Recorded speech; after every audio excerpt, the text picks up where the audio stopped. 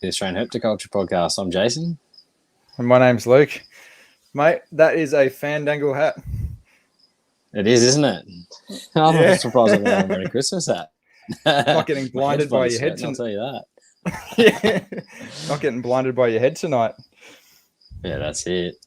Yeah. That's it. A bit of a technical difficulty trying to get on, so... That's all right. These things happen, and of course it happened when we had so many guests on this evening. Always. It's the first time I think I've had one. Yeah, you've been lucky. I've been the one that's usually been letting the team down, so yeah, no, good stuff. So, guys, we'd just like to kick off today's show by saying a massive thank you. We've been absolutely overwhelmed by the amount of support that we've had for doing this podcast, and you know, from all around the world too, which is kind of a bit of a freaky scenario when we're looking at some of those statistics today. Yeah. Yeah, everyone from all corners of the earth has been tuning in, so that's just absolutely unreal. But yeah, we have to say an absolute massive thank you to the NPR crew, being Eric and Owen in particular, because it's really surreal being part of the network. And, you know, after listening to them for the better part of 10 years, or probably about 10 years now, being part of the crew now is a bit surreal. Hey, mate. Yeah, it's been unreal. It's like listening to them for so long and then all of a sudden being part of the network, you know, it's pretty awesome. So, yeah, no, it's good stuff. Can you guys hear me all right? I'm cutting in and out. No, I can hear you, mate. Sounds good to me. Yeah, technical difficulties. So Sweet. Jason's on his phone. The computer's dead, mate. Yep. Well, the computer's working. It's just the internet. I'm running 4G. It's the old potato in the line, mate. It's just clogging up somewhere. I don't know what's going on. No, well. Yeah. That's all right, mate. We can hear you fine. So, guys, we have got an absolute star cast of guests here today. So we've got Scott up the top there. I'm going to start unmuting all you guys so you can actually say good day to everybody. We've got Mitch Hodgson. We've got Cam's Custom Backgrounds. We've got Tyson, a.k.a. Dr. Merton. And we've also got Darren Boswell as well, playing the role of Alex today. Yeah. Guys, like an Brady bunch. That's what I was referring to. He's right in the middle. Just like it looks like it. I'm going to start referring to you as Alice, Darren.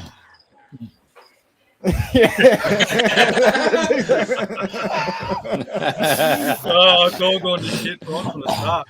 Yeah, no, off to a flying start. Guys, welcome to the show.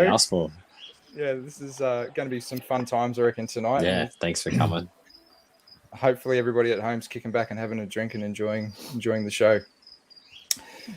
So, do you guys all want to just do a quick round robin and you can all introduce yourself? Scott, we already know who you are, but go for it. Yeah, I'm Scott. I'm Ty's other half.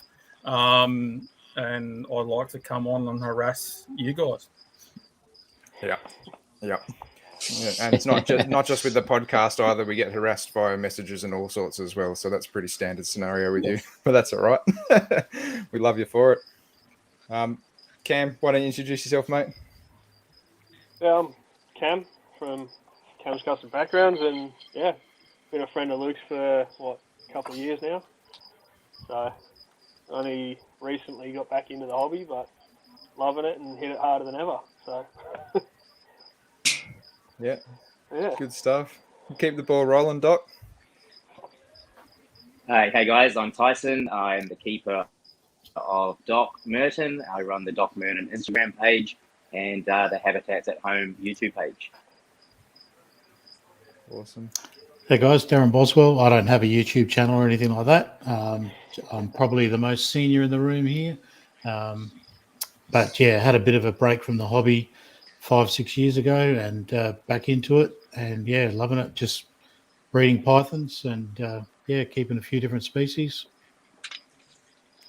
Good stuff. Also the owner of OPs, which is making all of the rest of us jealous, but you know, it goes like that. They are impressive pythons. They are. And I'm Mitch. I have a Facebook page called Weirds and Beards. Not that I think I've done anything on it now for probably 6 to 12 months. I'm a very busy fellow with other reptile-related endeavors. But yeah, I like reptiles in all different walks, whether it be captive, research, in the wild, you name it. They're cool. Good stuff. And everyone, of course, knows Jason down there in the Santa hat. I just have to pull this up just because he's already stirring us up. But Nipper Reed's just calling us a whole big bunch of bogans, which is pretty standard for Nipper. Oh, Nipper. But yeah. That's all right. We'll take that as a compliment. Yeah, mate. That's it. That's it. Yep. Good morning, Nipper. Hope you're enjoying your tea, mate. Yeah, good stuff. All right. So basically the show tonight... I got that tea, Nipper. Thank you very much, mate. Oh, awesome. You can see who's loved here. Hey, by the way, guys, congratulations on getting the highest rating of all of the NPR show. Or here, 12,000 or something. You beat everyone else out. Yeah. So this is the most successful show on the NPR network. Yeah, so that's pretty stoked about that. You guys should be sort of, exactly. Well done, guys. You've done well. Oh, thank you. Yeah, we have no idea how that happened. You guys listen along that give us the hand. Yeah, exactly. I was going to say, where's the classic Zoom applause emoticon? You know, I'm sure we're all done to death of Zoom meeting applauses. This isn't Zoom. This is StreamYard. It's like a version. So. Yeah, we still don't know what we're doing here, mate. So we're still kind of fumbling our way around, but that's all right. Yeah, it's been surreal, that's for sure. I couldn't believe that when Eric was kind of giving out those stats. 2 blokes on the holiday talking show. Yeah, from down under. But no, good stuff. Yeah. So basically tonight, guys, we just want to do a bit of a sort of like a round robin show, and kind of just throw some questions out there to you guys where. We'll just kind of go around the circle, probably the way that the kind of screen's laid out at the moment, just to kind of recap everyone's year on reptile, so to speak. And no doubt we'll get derailed and sidetracked and all that sort of good stuff. And that's half the fun of these shows anyway, is just going down that rabbit hole of banter. So basically, I might throw this straight to Jason and let's go straight to Scott and then I'll be the end. Basically, we just want to kind of throw out a few basic questions and see how you guys kind of respond to them. But the first one we're going to start with to warm everyone up is, what was your favorite episode of our podcast? So hit it, Scott. I like that one with Matt Somerville, or one of the two that you did with Somerville. They were both really good. So that for me, it was the ones with Matty, and also the one with Jake Meany was really good too. Awesome. Anything in particular about it, or just enjoyed the chat with him?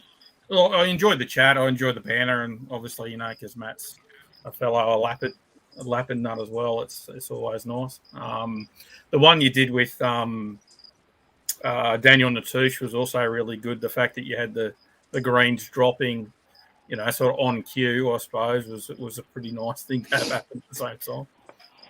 That was unreal, but it was an absolute disaster of a podcast because I was like, I was on a shocking laptop. I think I was there for about 2 minutes that whole podcast, and all I wanted to do was talk to Daniel. And you're doing what I'm doing now. Yeah. I just wanted to pick the hell out of his brain, and I had to listen back to see what Jason was talking to him about. But no, that was a good one. I did enjoy listening back to that one myself.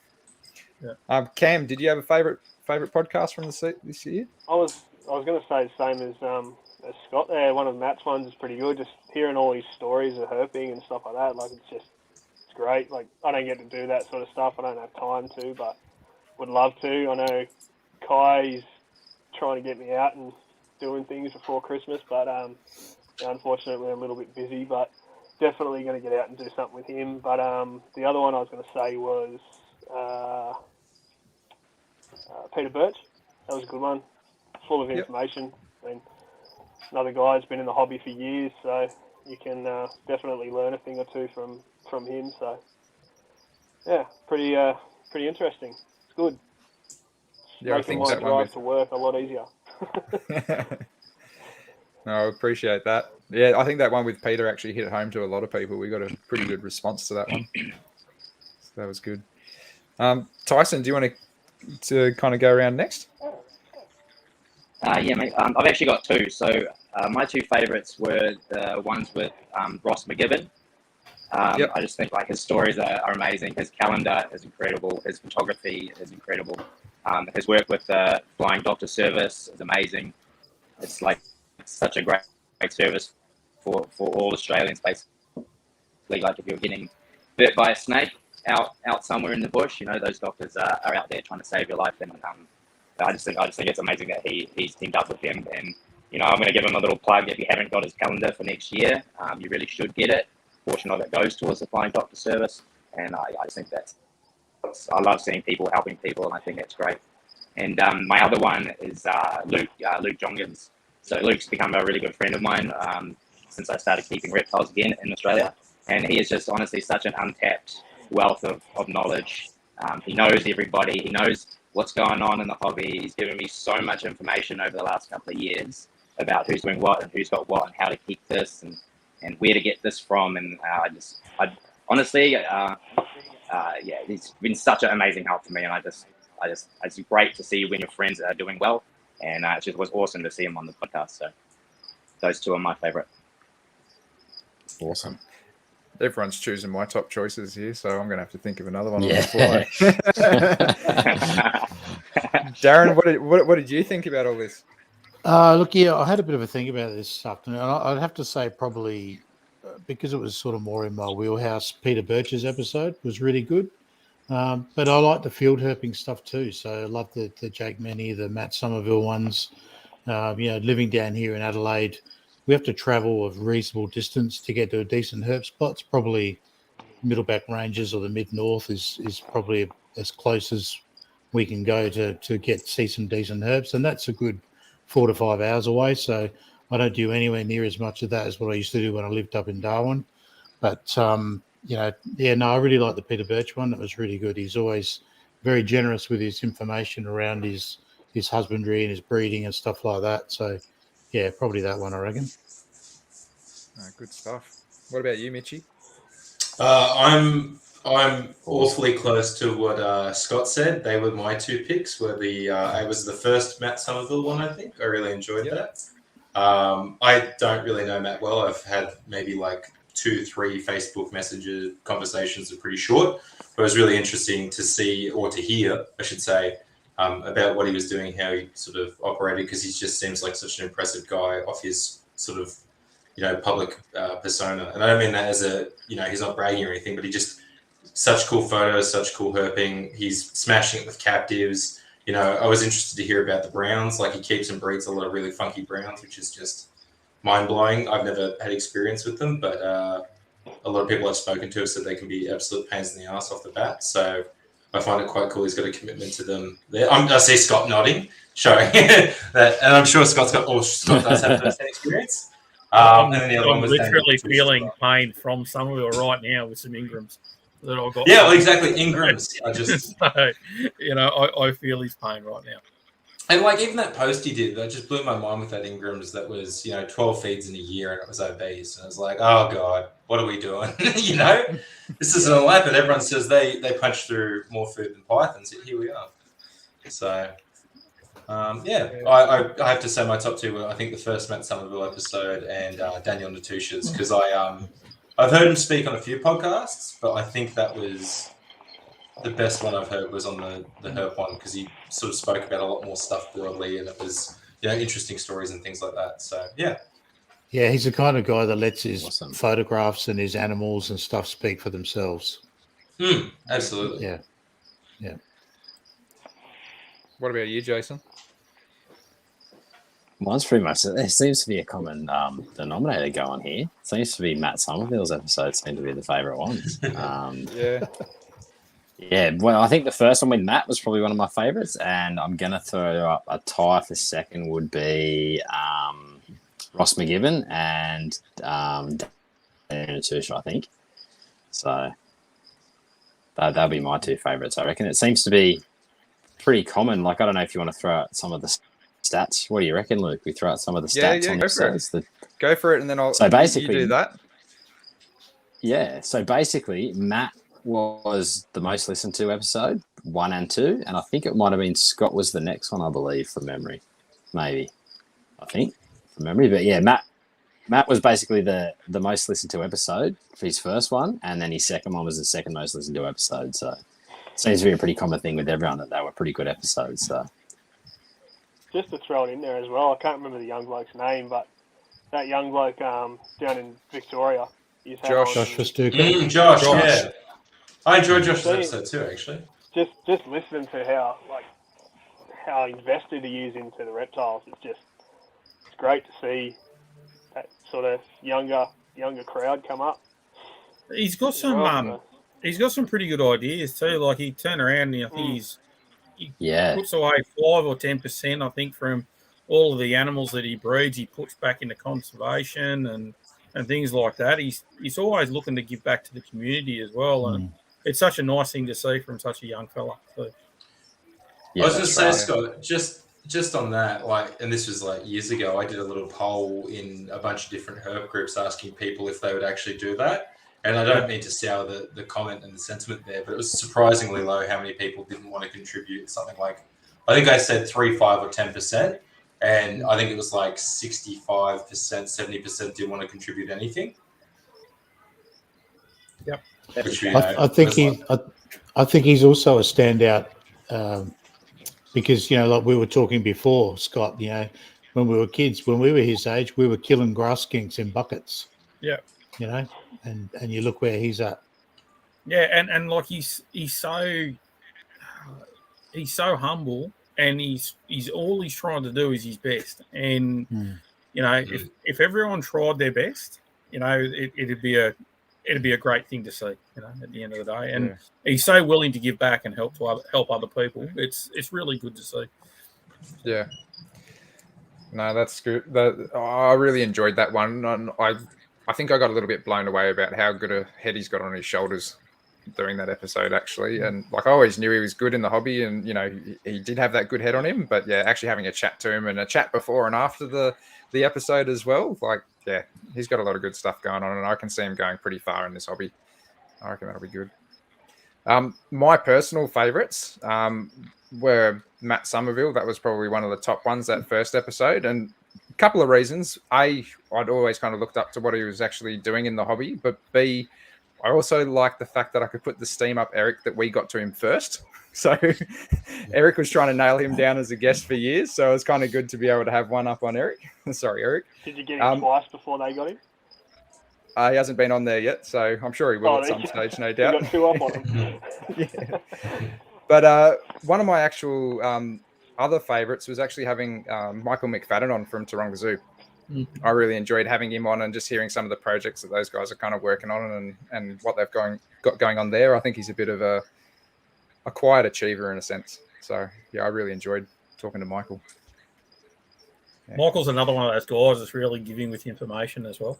Like if you reach out to him and go, hey, I'd like to know something about X or Y, generally speaking, he'll give you as much information as he can. And it's always, oh, yeah, this is how we did it 10 years ago or whatever it is. And he doesn't make a big deal of it or anything like that. He's one of those sort of unsung heroes out there. You know, it's good to see. Yeah, and I think it's always good to have those kind of people that, you know, they're not doing anything for an ego or, you know, any sort of fame in the sense or anything like that. Like he's just doing it because he loves it and he loves the animals. Yeah. That's the best thing at the end of the day. Okay, so while Jason's resetting his router, we'll get on to the next question. And basically that was, we wanted to kind of go around the circle and see what the most positive thing that you guys had happen in your reptile collections at home this year. I've been trying to breed Shedekis butler eye, since I sort of knew what they were, and it was something that I had the opportunity to get a couple 3 or 4 years ago, I think it was now, and we raised them up, and now we've got a clutch of eggs in the incubator. Touch wood that they're okay, but they're looking the goods, so I'm pretty stoked about finally cracking those. So mine's probably not as glorious as breeding a reptile that you've wanted for years or getting one or whatever like that. But basically, just having the chance to be able to get a roughie. I fought so hard trying to get my R2 through, and then finally getting it and actually getting the adult female that I have, and that was a bit of a triumph.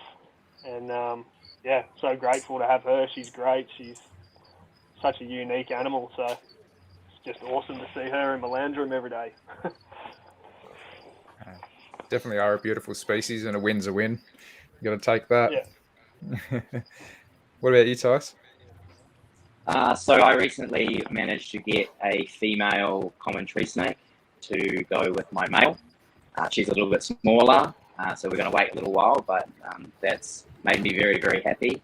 I've never really been into the breeding side of things. It doesn't really do it for me, but the snake, common tree snakes have become pretty special to me, so I hope to be able to produce them one day. I've also, my angle-headed dragons have laid eggs. I've only bred bearded dragons before, a long time ago.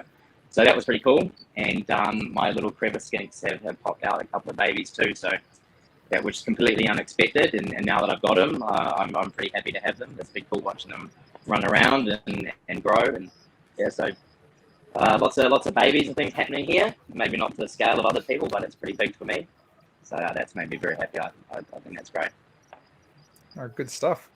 No, that's awesome. I was pretty excited for you when you posted up that little skink in the group chat. That was yeah, it was nuts, man. I was not expecting it to be in there. Like I figured they'd breed at some point, but like I never really noticed the size difference. And then just to go in there one day, I was running late to something, and I was just like, oh, I'm just gonna check all the waters, and I went in there, and I was like, whoa! I double take seeing this little tiny skink in there. I think, oh, what do I do? I'm not ready. I've got nothing to feed it. I've got nothing to put it in. I think I was in the chat being like, oh, can I leave it in there? And old Marcus came to the rescue. And he said, nah, they're fine, mate. So they're all 4 in there now. Cute as ever. Oh, that's awesome. What about you, Darren? Sort of getting the Oampellis into their adult enclosures. It was a lot of work. You know, I knew I wanted big enclosures. I wanted them to be able to climb. I wanted them to be able to do everything that they would want to do. And so that was a huge undertaking. I got probably halfway through it and thought, what the hell am I doing? But it was a good probably 4.5 months work to build those 2 enclosures, and just the satisfaction of eventually releasing them into them and watching them explore and all that sort of stuff. That's pretty cool. That's something that I think a lot of us dream of, is having some of those big naturalistic enclosures with a couple of OPs. That would be unreal. Yeah, you sort of pinch yourself every time you're sitting in the back family room watching them come out and do their thing. And yeah, a bit of a dream, really. Yeah. Give me a sec, fellas. I got to calm my son down. No stress, mate. Life of a dad. What about you, Mitch? What's going on in your collection? I'd say probably actually the thing that was for me, was a really, really good thing, or really good feeling, I guess. I'd say 2. I'll go 2. One a breeding one, and one two breeding ones, and one a enclosure build. I literally from June through to now has been pretty busy for me. I went straight from finishing my PhD to starting a new job and being really busy with that. I had no time, and I spent months building a small background for my bar-sided skinks.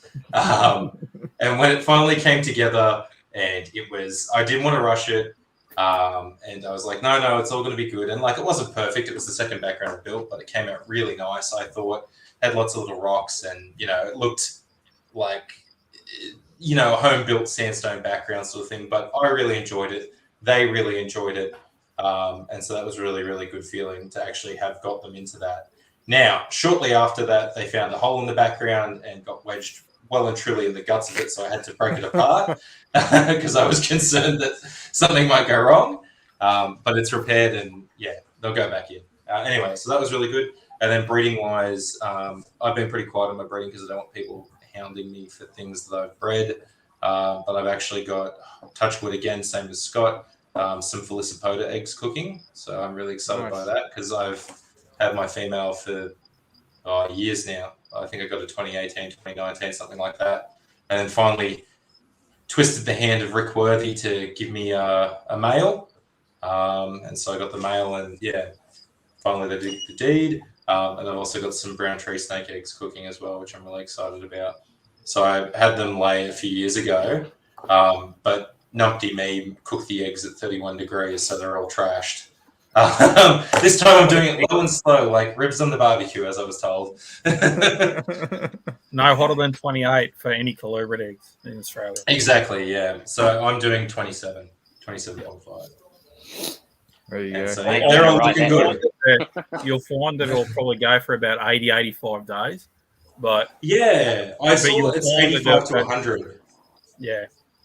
So night tigers are a little bit shorter than the East Coast one.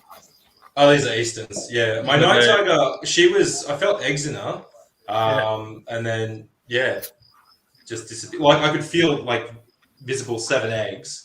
I don't know if she just yoked up and then reabsorbed on what the go was, but I was hoping for night tiger babies too. But you can't win them all, so it was still exciting to have just some boiga because, as many people know, they're one of my favorite snakes. So. Yeah, there's a couple more here for you when you want them. Isn't it nice to hear people say boiga and not boiga? Oh. Yeah. The thing is the genus is named after boy.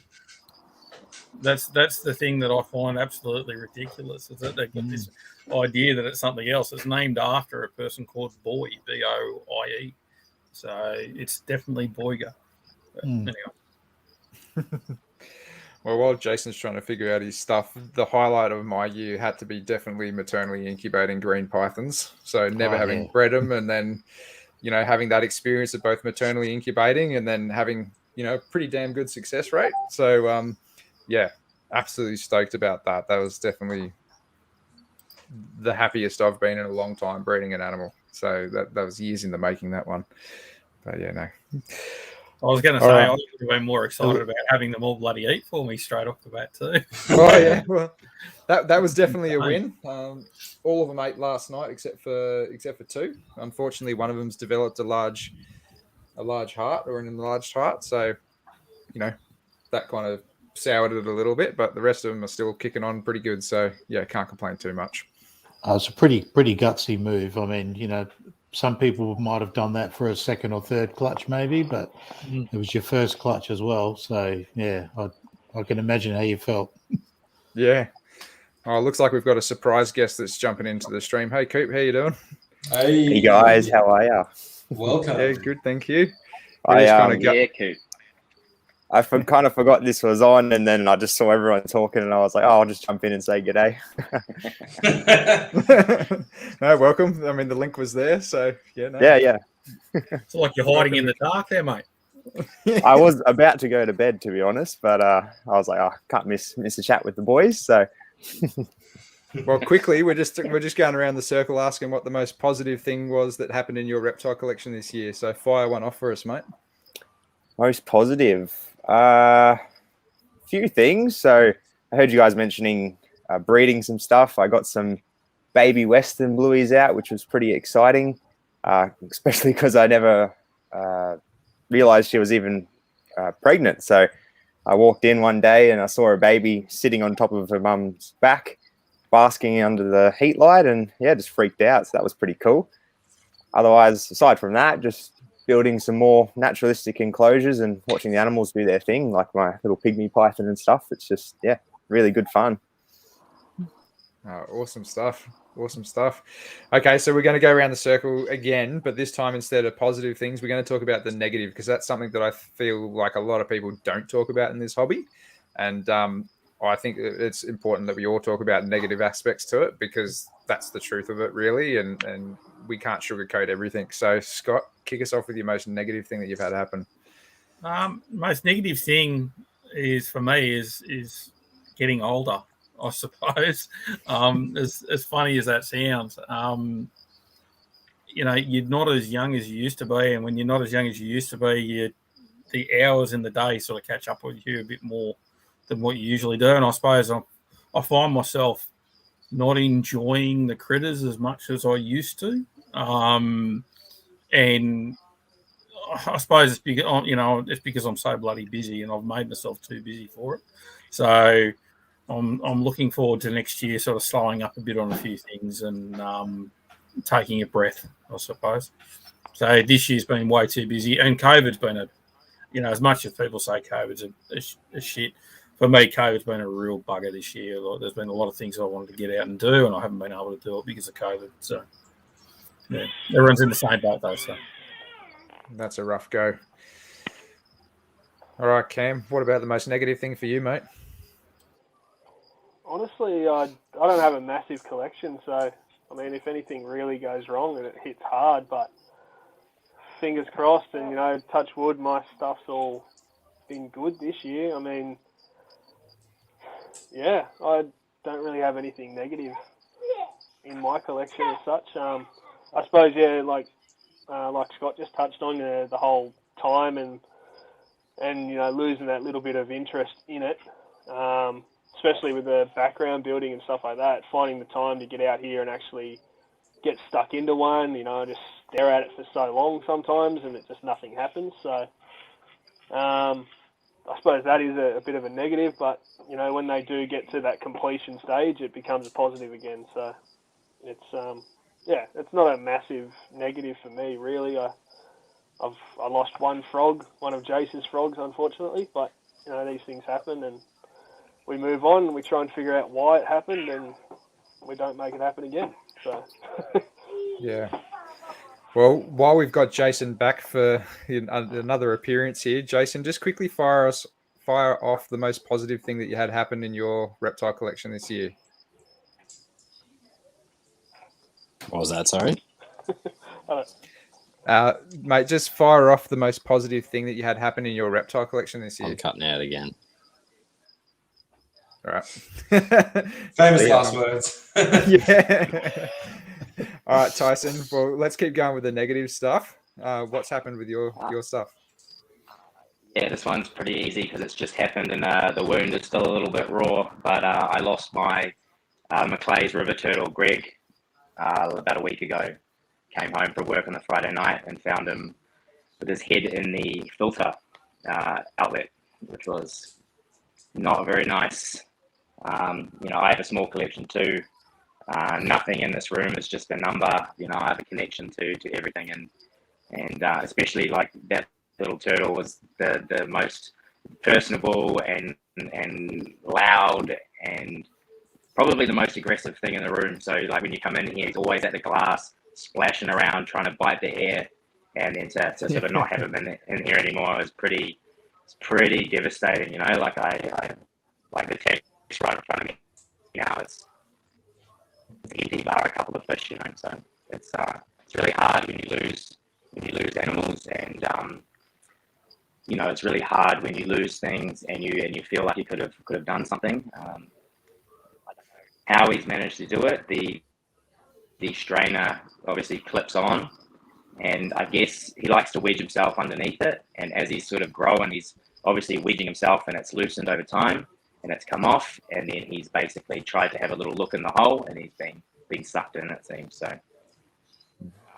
yeah, it's one thing to lose an animal too, and it's another thing to lose one in a pretty gruesome way, which is so bit of a down, but it is what it is, and we all we can do is move on and make sure that I don't know, I think I'm going to use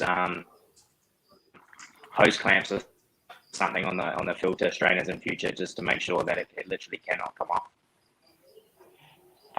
Sorry, I missed that just then, Tyson. What did you say you lost, sorry? Oh, you must have lost me for a little bit then. I lost my my Maclay's river turtle. Ah, right. My tiny little turtle is about 2 years old. Yeah. I missed what it was. Yeah. Yeah, it's a rough way to go for any animal, that's for sure, and unfortunate circumstance. What about you, Darren? What have you had happen? Well, I guess like a lot of people were impacted by COVID. We had a great 10-day trip planned in September up to Cairns and Port Douglas, which was shot out of the air at the last minute by COVID. So that was some good herping lost. But while in November we did a trip over to Port Lincoln, and while we were away, one of my marble clutches were due to hatch, and I'm lucky that my son's now a snake keeper as well, and he doesn't live too far away. So he came down sort of halfway through that trip to check on everything, and he noticed that they'd hatched, but there was one egg that hadn't pipped. So I said to him, well, look, while you're there, just cut it open. If the rest of them are all out, just cut it open. And when he did, what he found was a 2-headed children's python with the heads mirrored, actually, and fully developed. It was alive. It only lived for about half an hour after it came out of the egg, but that was a bit of a downer. I mean, not that I really wanted it to survive, to be honest. I haven't really wanted a 2-headed snake, but something good came out of it. So I put some photos up on Facebook to share it, and there was a young lady locally who was doing a postgrad degree on snake vertebral column development. Who would have thought? And she came and collected it from me, and it's been preserved, and they're ultrasounding it and putting it in an MRI. And so, yeah, hopefully something positive comes out of it. But yeah, that was a bit of a down. It's the first sort of deformity that I've ever had in a clutch. So, well, at least somebody got something out of it. You know, that's the main thing out of there. So that's actually turning a negative into a positive, really. So good stuff. Yeah, true. Yeah. What about you, Mitch?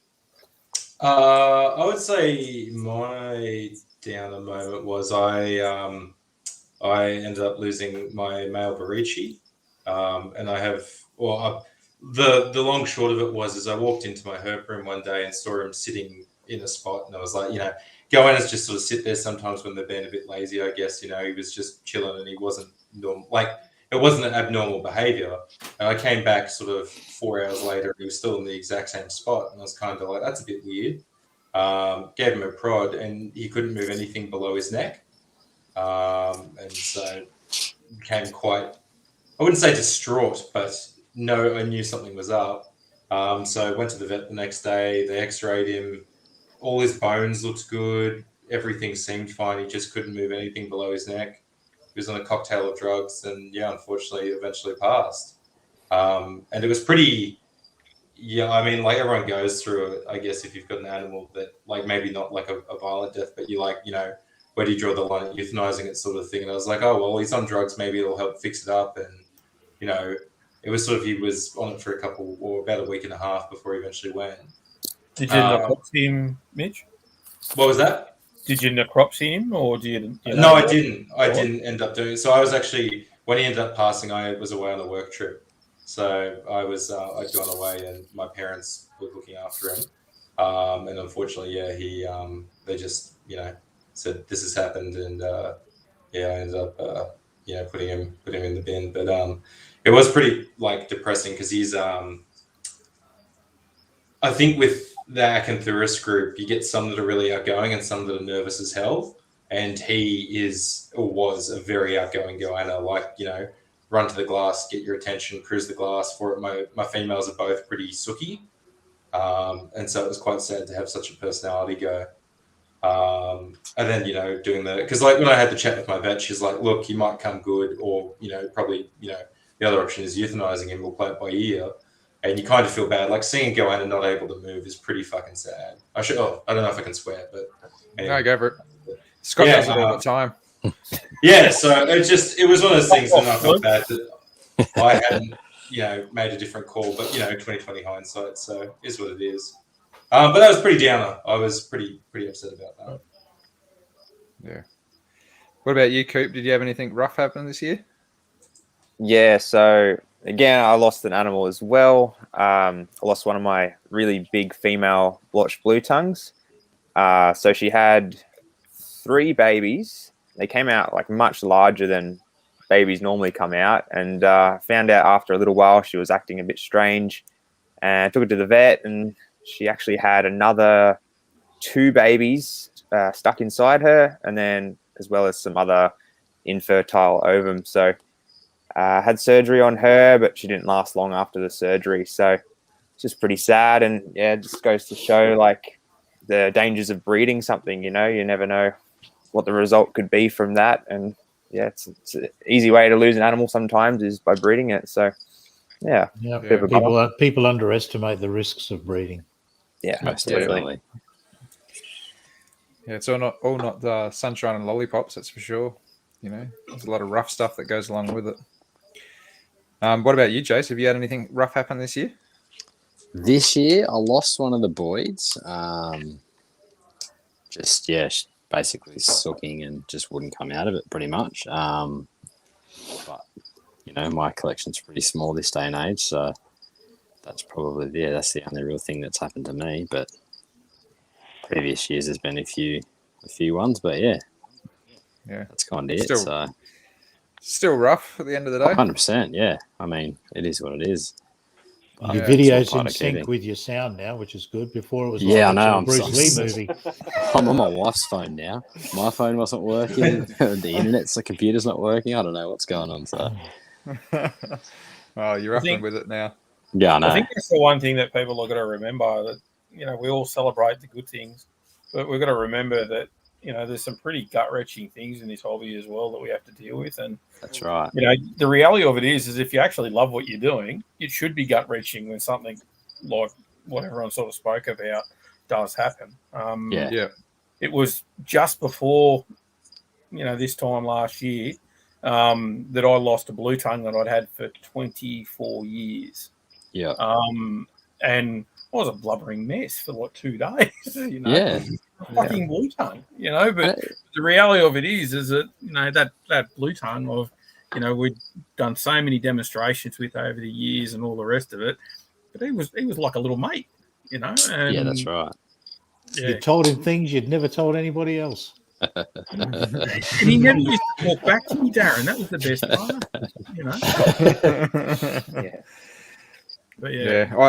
But my worst thing this year happened very, very recently, actually, over the course of the last week or so. But Rick Worthy of Worthy Geckos hooked me up with an awesome pair of Felicipoda, and unfortunately, just as I finished this awesome enclosure right next to my desk that I spent countless hours mucking around with, after putting them in there, after about a week or so, they both dropped off. So I don't know what the cause was. I don't think it was overheating, especially after talking to a few other keepers that have kept them. I don't think it was anything to do with the enclosure itself, because it's all stuff that I've got with plenty of other animals in this exact room. I don't know if it was just shit luck, shit timing. They weren't chasing each other, weren't stressing each other that I could see. But yeah, I kind of liken it to about, getting given a Ferrari and then all of a sudden wrapping it around a tree a week later. It was what age were they, Luke? About a year old. Oh, okay. Yeah, so still pretty young. Yeah, decent size. They seem to have good body condition and all the rest of it. But yeah, there was bit of a weird circumstance. But yeah, that's probably been the biggest kick in the teeth since I lost those blueies in a heat wave a couple of years back. That was my downer to the year, I'd say. But yeah, felt that one. I think felt that one. Definitely something for any of these sort of beginner keepers and things like that to listen to this sort of stuff. And it doesn't matter how big your collection is, listening to people that have massive collections and still noticing that their animals are sick or they're not well. Like, it doesn't matter how many you have, and like Scott said, if you love the hobby, you're going to be looking at your animals every day. It doesn't matter if you've got one or you've got 1,000 of them. It's just they still mean something. Doesn't matter how many you have; they all mean the same amount to you. So, exactly. I think definitely. If you go away from that mindset, then I don't think you need that many animals. Like, if you're not going to notice that one's sick, and you pull out a tub, or you're opening an enclosure that you haven't opened in so long, and the thing's dead, you didn't even know. Like, that's when you sort of got to look at yourself and go, well, I really don't need this many, So. Yeah, that's it. It's I think a lot of people don't look at their stuff enough, or they see it as like stamp collecting or something. Like, oh, look at me, I got this or whatever. Whereas they really need to pay attention to it. And man, I'll tell you what, as soon as they were in this enclosure, I was nothing but looking at them. Like, Jason would have known from our last episode that we did. I pretty much spent the whole time looking there instead of him at the screens. Don't blame you, mate. Who'd want to stare at my ugly mug? Yeah, so that was a blow, but yeah, I think you hit the nail on the head there, Cam. Well, let's swing it back around to a little bit more of a positive thing. And I've thrown this question right in the middle of the amount of questions that I got here, because I think it was a really, really good question, and Scott's actually put this one out there. But who inspires you in the reptile hobby, and why? So, Scott, you can't say yourself. Nah, look, honestly, I got two people, and I can't really split them. My wife is honestly my biggest inspiration, and she deals with things that I never have to deal with, so to speak. In that, females have a rough trot in the herp hobby, and she just keeps on keeping on, and that's something pretty amazing. And then the other one is Hal Clogger. Hal's a good friend, and he's always willing to deal with some taxonomic problems that I'm dealing with or whatever, or happy to tell me their story or something like that. That's really good. So both of those people are a huge inspiration to me. Good stuff. Yeah, I'm gonna say that the biggest one and the bloke that sort of got me back into it after I got out of the hobby, 6 or 7 years ago, was my brother-in-law, and whether it was an intentional thing off him or not, but he got some lizards, and then he got a snake, and we went to a reptile expo in the Illawarra here, and that was it. I got my first snake there and then, and re-signed all my licensing and hit it hard from there.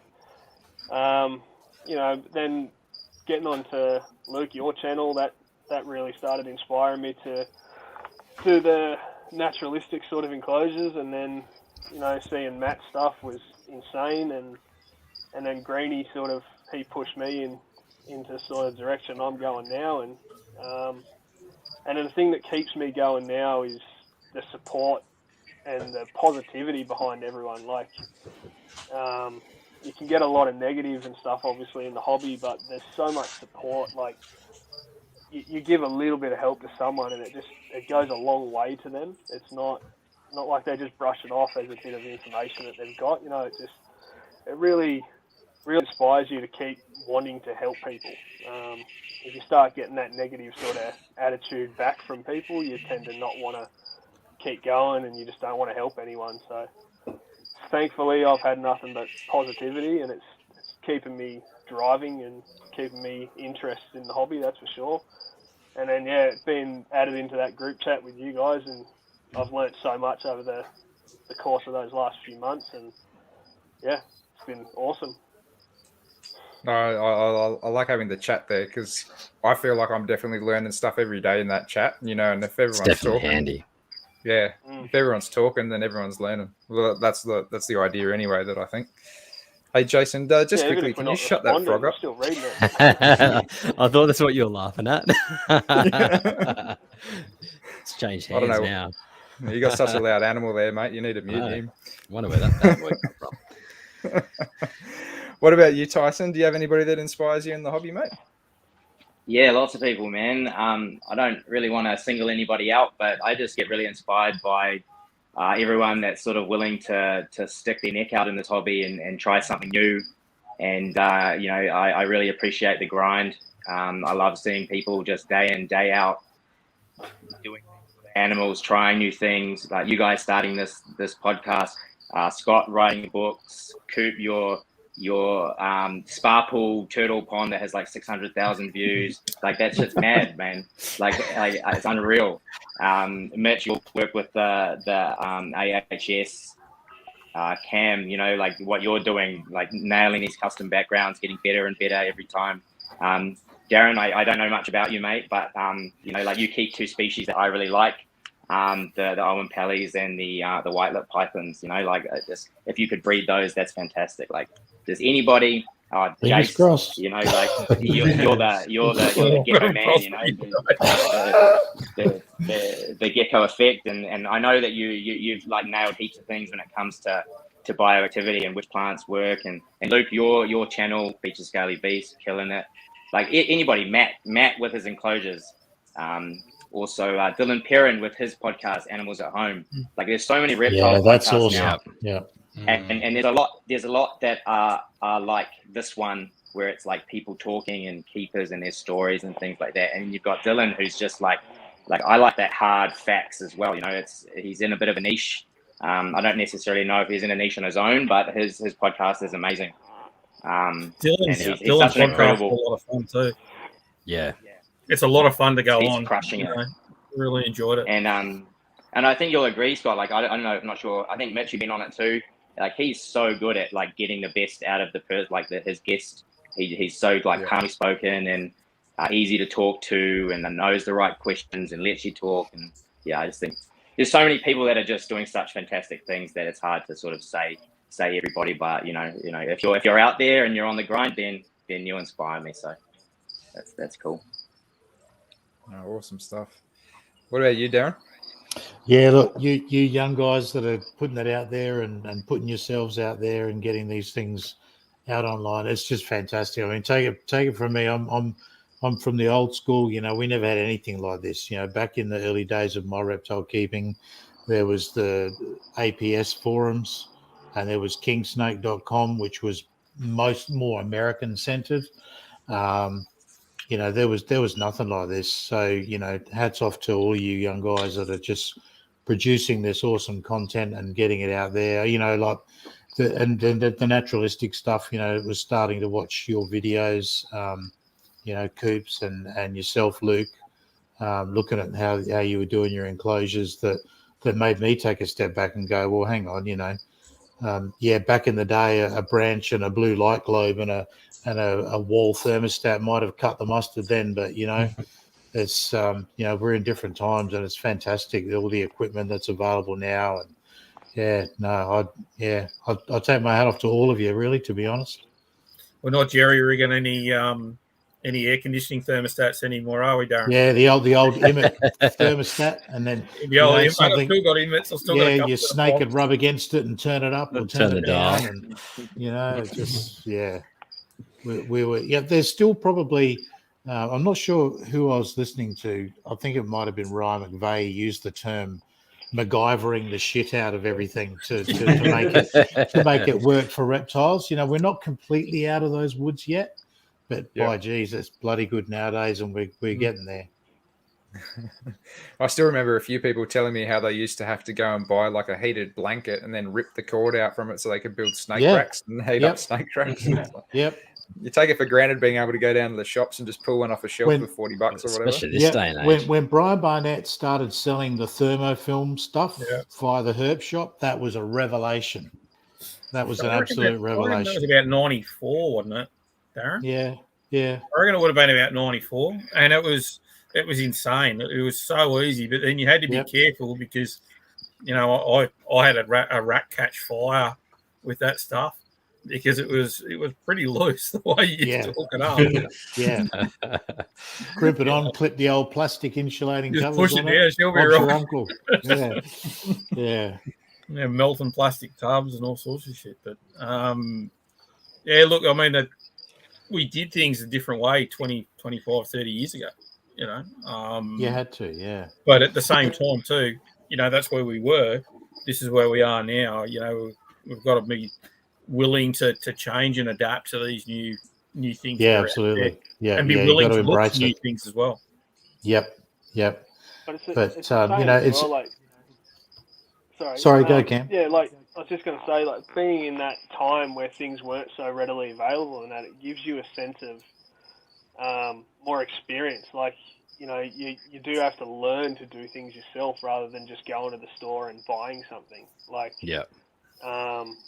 I'm not one to buy branded things. Like, if I can make something myself, or you know, try and make up something rather than just go and pay for it because it's got a reptile branding. Like, that's not what I do. But in a general sense, that's how you guys looked after your animals. It was more just, what can I do to make this animal as best as I can possibly do with what I have? Well, one of the things that we used to do as an example, right, is you never used to be able to get coloured globes. Or when you did buy those coloured globes, the party globes used to cost you $2 each. And so what you do is you go down to the auto place, go and buy some engine paint, and you get you get normal globes, and then you paint them. You set them all up on wire racks, and then you spray them all with engine paint, and then you try work out which was the best colour that was as dark as possible, so you didn't have anything like that. Interruption to photo period. Yeah, but then you'd also need to run the globes for about a week beforehand to burn them off. You need to burn that chemical off the outside of it, just because you couldn't get coloured globes. You know, these are the sorts of things you had to try and figure out how to make it work. And you'd be pulling apart thermostats from air conditioning systems and heating systems and trying to figure out which one would handle 240 volts. So, you know, we didn't have thermostats back then when we were first starting and things like that. So we've come a huge way. But at the same time, too, some of those old ways aren't necessarily bad either, and they seem to work a little bit more reliably than some of the newer ways as well. Yeah. Oh, there's definitely a lot of new ways that you just look at it and just go, why? Like, why does it need to be like that? But it's simplicity, isn't it? Everyone's going to the simple option as well. Yeah, and you know, the other thing, all these podcasts and information that's out there, you know, back in the day, people would find out I had snakes and I'd go, what for? What do you do with them? Yeah. You know, because they weren't a dog or a cat. Whereas nowadays people will go, oh, you've got snakes. So we might, you know, you might get a tradesman in or whatever, you know, and you might see these enclosures behind me or something, go, oh, what's in there? You know, next minute you're having a 20-minute conversation with someone. And, you know, they could have been the only good snake is a dead snake type of guy before they came. Yeah, but, you know, we used to keep it quiet because people thought you were a freak or a weirdo if you had snakes at home. It's funny, working at a zoo, you talk to people every day, and a lot more recently, you know, every other person you speak to says, oh, you know, my cousin's friend has a snake, or my uncle whatever has a snake. Like it's a lot more common now than it used to be.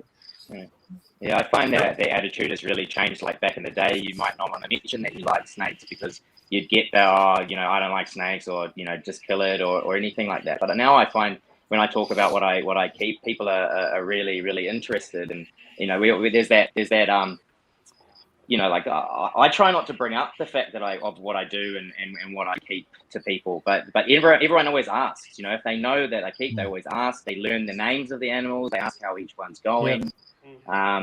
People are just like interested. It definitely helps when you have like charismatic animals in your collection as well, other than just snakes. You know, if you have, you know, a lot of people have blue tongues, and people might see a blue tongue in their garden, and then if you take them in your room and you show them a blue tongue first, it sort of eases them into the fact that you've got, you know, 9-foot pythons and all the rest of it. It definitely breaks that barrier a little bit. And I can't imagine what it's like for the venomous keepers. You know, I don't keep venomous, but what I find, like when I bring people into this room, dogs the first thing that you see, but quite often they come in and they look left and they go, what? And they look right, and then they look straight ahead and they go, oh fuck, what's that? as jumps into water and makes a big splash, and they go, whoa, what is this thing? What is this thing you have in your house? You know, and I always just like, yeah, man, it's Doc. She's pretty cool. You know, like it's just nuts. There's certainly been I think that's a really positive change. There's been a shift in the community as well that we've noticed with regards to when we're doing the demos, in that we don't have anywhere near the same amount of people come up to us and go, oh yeah, it's good snake's a dead snake. You don't hear that so much these days in the crowds. That they're coming back to you going, oh, you know, I shot this snake. It's I saw this snake. Or I was out bushwalking and I saw this snake, as opposed to I killed this snake. What do you think it is? You know, slowly but surely, you know, the public is becoming more educated about, you know, reptile welfare in a positive light. I look at my father-in-law as a bit of an example for this too, because he came from the country. You know, his dad used to always shoot every snake he saw and all the rest of it. And after living with him, saving money for our own place for the better part of 5 years, you know, obviously I went on holidays occasionally and needed somebody to look after him, and I used to teach him on how to look after these things, and he completely switched his tune right around. He was so into the reptiles and used to love going down there and poking around with me for half an hour, just having a look at everything and seeing how it is. And, you know, he'd quite happily hold a few of the snakes and stuff like that. And, you know, nowadays he's completely changed his tune, which, you know, education is awesome, man. And like, you know, if you can change one person's view, then you've done the hobby and the animals justice. So, yes. Kind of just to pull it back on track, Mitch, who inspires you in this hobby and why? That was the question, wasn't it? It was. That's okay. We're allowed to get derailed. That's the fun of this. Let's see. I'll go 3 broad ones because it's always hard to, and this is sort of captive stuff, but I'll give a shout out to, I guess, the content creators in many ways. I think, like, everyone here that's a content creator has done an excellent job in sort of, I don't know, and everyone's talking about it. It's not exactly like a subverted thing, but like there has been a pivot in the community, I think broadly, at least in YouTube, where it's very much gone from a stamp collecting, as the analogy is, sort of perspective to the enclosure and things like that. I think it's really inspiring to see that sort of public pivot, because something that's always sat badly with me, and I won't say sat badly probably, but like the outside perspective of racking. I remember when I first got into reptiles, I played a Brian Barczyk video that I was, we all got obsessed with, I'm sure. I played a Brian Barczyk video for a mate of mine. He's like, why the fuck has this guy got a warehouse of snakes? Like, what the fuck is wrong with him, sort of thing? Not at having snakes, just that he's got a warehouse of tubs of snakes. And I was like, no, that's how you keep snakes, It's interesting seeing this collective pivot from content creators to, and look, that stuff still happens, and I'm not at all passing judgment. I know it happens. I have things in racks. I'm sure people have things in racks. I'm trying to move away from racks, as I always say, slowly but steady. But it is what it is. They serve a purpose, blah, blah, blah. All these points have been hammered. But it's nice to see the public perspective and the attitude of the first-time keeper being shifted towards, don't just throw it in a shoebox. It's going to be a pet. Keep it nicely. Do a background. Do all that sort of stuff.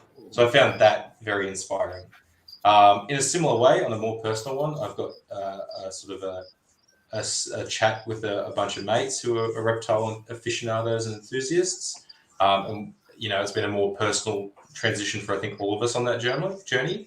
So it's been really nice sort of seeing everyone go from let's have more animals to let's cut down to what we really like and focus on, what's keeping us enjoying these animals and the hobby. So it's been nice having mates to chat with about that.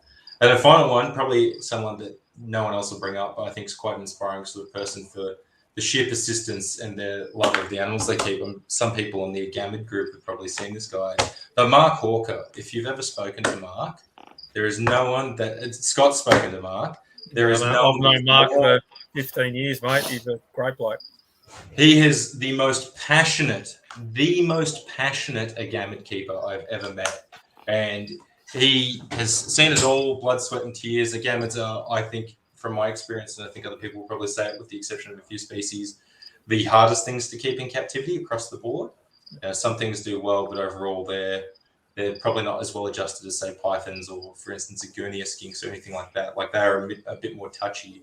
And Mark's done a phenomenal job keeping them and just having a passion for them. And that's all his passion is. He doesn't keep anything else. He just keeps shit tons of the gamids. And that's his whole... Their reproductive strategy is completely different to most of the other reptiles we keep, though, too. Oh, exactly, yeah. It's an annual or biannual cycle. So, the fact that you've got, we were talking before about breeding, that's a group of animals that you have to breed pretty much every year if you want to maintain your collection. And that's what he does. Like, he keeps a lot of diaperifera and things like that. And it's exactly short lifespan. Yeah, exactly. And it's just, you've got to breed them to maintain them because they don't last long. There's a few gamids that do have reasonable captive lifespans, like Coops and I have spoken about it before, but like central netids do go quite well in captivity long term. Long-nosed dragons, I think Mark's got some that I think are 11 or 12. Like, they're pretty, like, one generation off the original like wild takes that were done in WA decades ago. So some of them do kick on, but some of them are just such touchy animals. I think another shout out I'll give there too is, I guess another quite one, but on the Gamma page too, Phil Loveridge, probably seen in post, but Phil is newer to the Gamma game, like 2 years, 3 years, but he's smashing goals. And I'm sure some people saw recently, quite exciting when he got out was ornate dragons. So he's got some baby ornates that he's bred. So good all round. But those are my comments. Good stuff. Over to Coops. Pass the ball. Yeah, so Tyson summed it up really well before.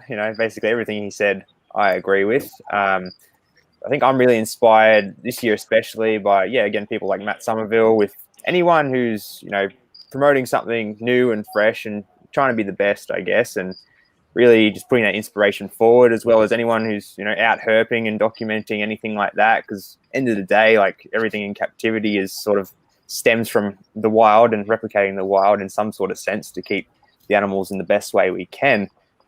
So anyone that's putting out information like that is just gold, and it just really inspires you to do better for the animals. And then along with that, I would say Tyson himself as well, because I've seen some of the things he's working on behind the scenes at the moment. And I'm excited to see some of the innovation and things that are coming in the future with enclosures and everything. So trying to just continually improve. So anything like that is just really good inspiration for me. Oh, that's Thanks, awesome. Limits are there to be pushed, hey? So Yeah, for sure. Can always push them. 100%. What about you, Jace? Yeah, me. I'm finally on the computer now, so my internet seems to be back and working properly. So might be able to answer a few questions. I know. Yeah, basically, this year is probably more so a lot of the herpers and photographers that are kicking around on Instagram, like Matt Somerville, obviously, that everyone seems to be going with Matt. There's a whole barrage. What's that? Sorry. His head's gonna float away soon. Yeah, I know. He's gonna sail off. Yeah, a lot of the photographers on Instagram. Some of the young guys, some of the older guys. Tropical Cole, even Luke Yongans, him. Those Budd. type of guys. Elliot Budd, yeah, he posted that shot of that chameleon gecko the other day, and just man, that just flies just so far out. Like that's just like basically something I aspire to do now that I've done a little bit of herping and getting out myself. And people like you, Scott, having you there, to chat to and sling questions to, like that's basically like a pot of gold, like we've had a few chats on the phone for, an hour here and there. We're both supposed to be working, but we're chatting on the phone. But yeah. It's a long toilet break, Jace. Yeah, these aren't toilet breaks, these ones, mate. I can ring while I'm on the way to another site or something like that when I'm in the car. It's not so bad, but yeah, it's nuts. But yeah, no, having you there to bounce things off and ask questions and this and that. That's that's a real a real good thing. And like Doc and Tyson and Coop touched on, a lot of the content creators that are kicking around, like obviously Luke, obviously Tyson, Coop, yourself, and all that, pointing the direction of this hobby into like a good direction, so to speak. All this naturalistic stuff and this and that, getting away from all the racks, like you touched on, Coop. It's good to see the hobby going that way, and it paints. It doesn't paint the hobby in a negative light in a way, but like you said, there's nothing wrong with racks and that. But it's just good to see.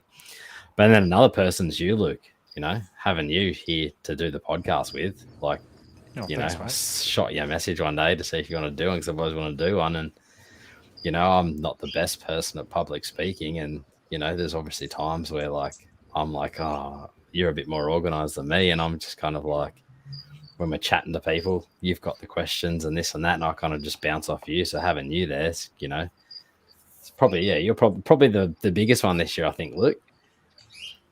You're making my ego big, man. I'm not going to get out of this bloody room. But yeah, honestly, it's been good. I've loved doing this podcast and chatting with everyone and chatting with some of the people we've spoke to, like people that I've looked up to for years, never thought I'd ever speak to. And we're having a beer with them and having a chat with them and this and that. And, I'm not like I said, not the best, haven't been the best public speaker. I'm getting a little bit better, but having you there has kind of helped me a lot more than anyone else, I think. So I'm definitely not the best public speaker either, and I know Cooper and I in particular have talked about this a lot in the past. Like half the reason we're doing what we're doing was to try to get ourselves out of our shells a little bit. Yeah. I definitely think you got the best voice for radio out of the both of us. But yeah, somebody's trying to call into my house. I wonder what that's about. But other than that, like I agree, mate. It's been an absolute whirlwind, and you were actually in my top 3, being number 1 there too, because this is something that I never thought possible, and half the people that we're speaking to, I never thought possible. It's all stuff that I've heard other people speaking to, and being able to have those conversations either side of a podcast or whatever has just been absolutely amazing. There's always some kind of juicy gossip or whatever that happens either side of it, and some stories and some more experiences shared. So that's been really phenomenal. Scott, mate, you've been one of the other ones as well. I know we're going to make your ego a little bit big here, but I remember being in the backyard when you first called me, as we were doing the podcast or whatever, and you pretty much just rambled on about UV for about 45 minutes and then told me, oh, yeah, if you want me to come on the podcast, that'll be great. And I'm like, yeah. I remember just putting down the phone and turning around to my wife, and she's like, who the fuck was that? And I was like, that was Scott Iper. I got his books on my shelf. Like, I never thought I'd ever bloody speak to the guy. But, like, I think we blew me spoke away after a bit. that, didn't we? I'm like, Scott rang me. I was like, holy shit. You can't take a back step moving forward, guys. At the That's end of the exactly day, right. It's all about thing. But at the same time, though, too, look, I'm not someone to look up to. I'm just another reptile keeper like everyone else. We're all doing something that we all enjoy, and at the end of the day, if we all enjoy it, we're all willing to talk about it. That's what it's all about. And that's the whole idea of this podcast too. It's not. Yeah. It is another way of disseminating information, and I suppose the difference that, and I suppose Darren and myself probably appreciate it a little bit more than you guys being a bit younger, is that it was so hard to get information previously. Yeah. And it wasn't because people didn't want to help each other out. It's that we didn't have the medium to do it. We used to go to herp meetings once every 3 or 4 months, and that's when you have all these people get together and they'll all talk about stuff at that point in time. Yep. And outside of that, it was a 3-hour phone call of a night time after work. Yeah. And so, you're talking to one person at a time or 2 people or whatever, you're going away on a trip. And it wasn't that the information was locked up, but the information was effectively locked up in a lot of ways. Something like this, you're literally reaching people across the globe. And, while we don't keep, obviously, exotic reptiles here, the people overseas listen to these podcasts and they have an opportunity to connect with people literally across the globe. Now, likewise, you guys can get in contact with people that are sort of leading the way in bioactivity and how to set up backgrounds and things like that, whether they be in Germany or whether they be in the US or whatever. And you can literally go, hey, what works for you? Or what can you get? Where can you source this from? So while social media is a bit of a shit at times, it's also a fantastic way to connect. And if we use it in such a way that we look for the positives in it, then it's a great thing.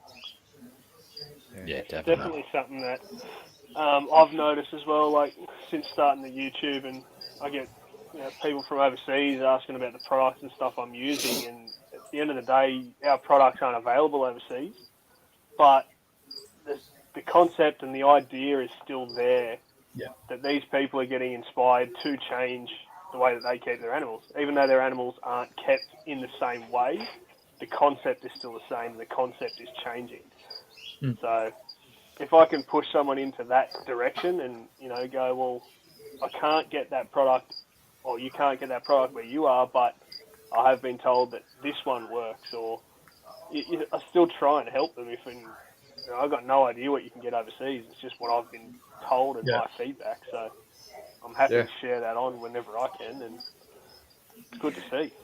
Yeah. Well, I know Riley Jimison from Carpets and Coffee has been contacting me a fair bit about doing backgrounds and stuff, and trying to find similar products for him over in the US has been an absolute nightmare. And I'm like, I don't know, man. I just go to the hardware shop and pick up a tub of tile pointing for $40 and call it a day. Well, they've got that Zoopoxy, and exactly. which we don't have. Yeah, that's expensive stuff though. I've looked into it. It's quite expensive, and it doesn't go a very long way. Right.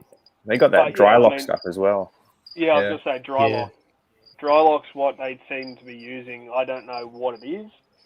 I think it's just like our pond sealer.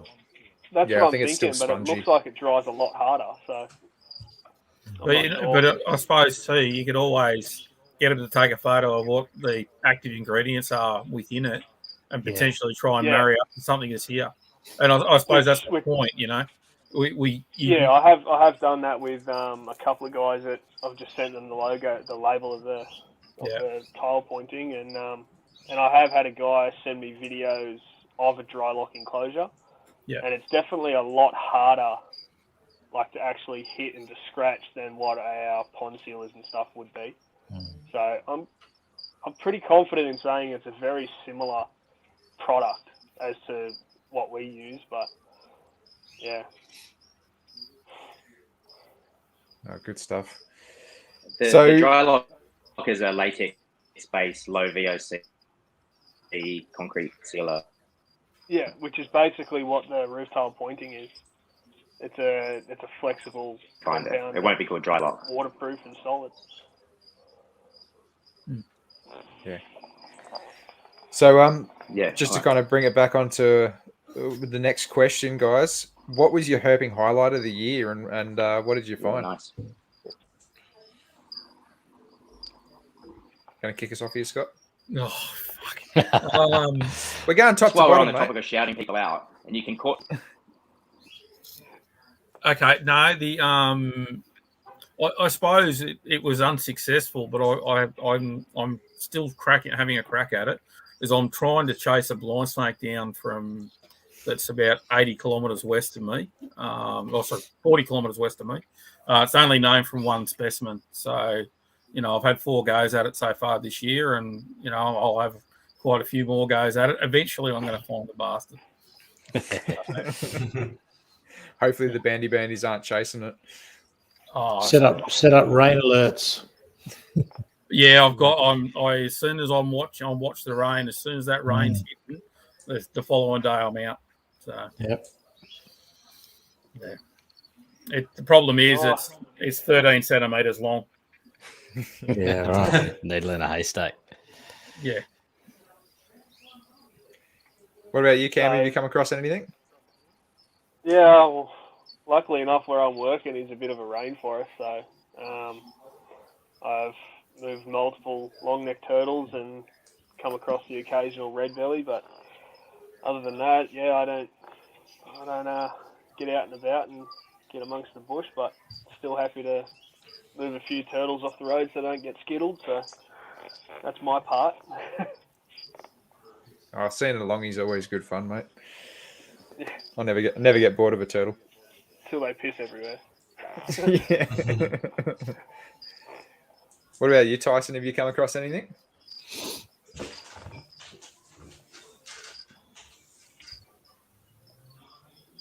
You there, Tyson? I think he might be suffering my internet. Yeah, maybe. Not really. I don't get out surfing too much, but one thing I can say that has been very awesome about moving to the central. Oh, I'm here. All good, mate. I think there's a bit of a lag. Oh.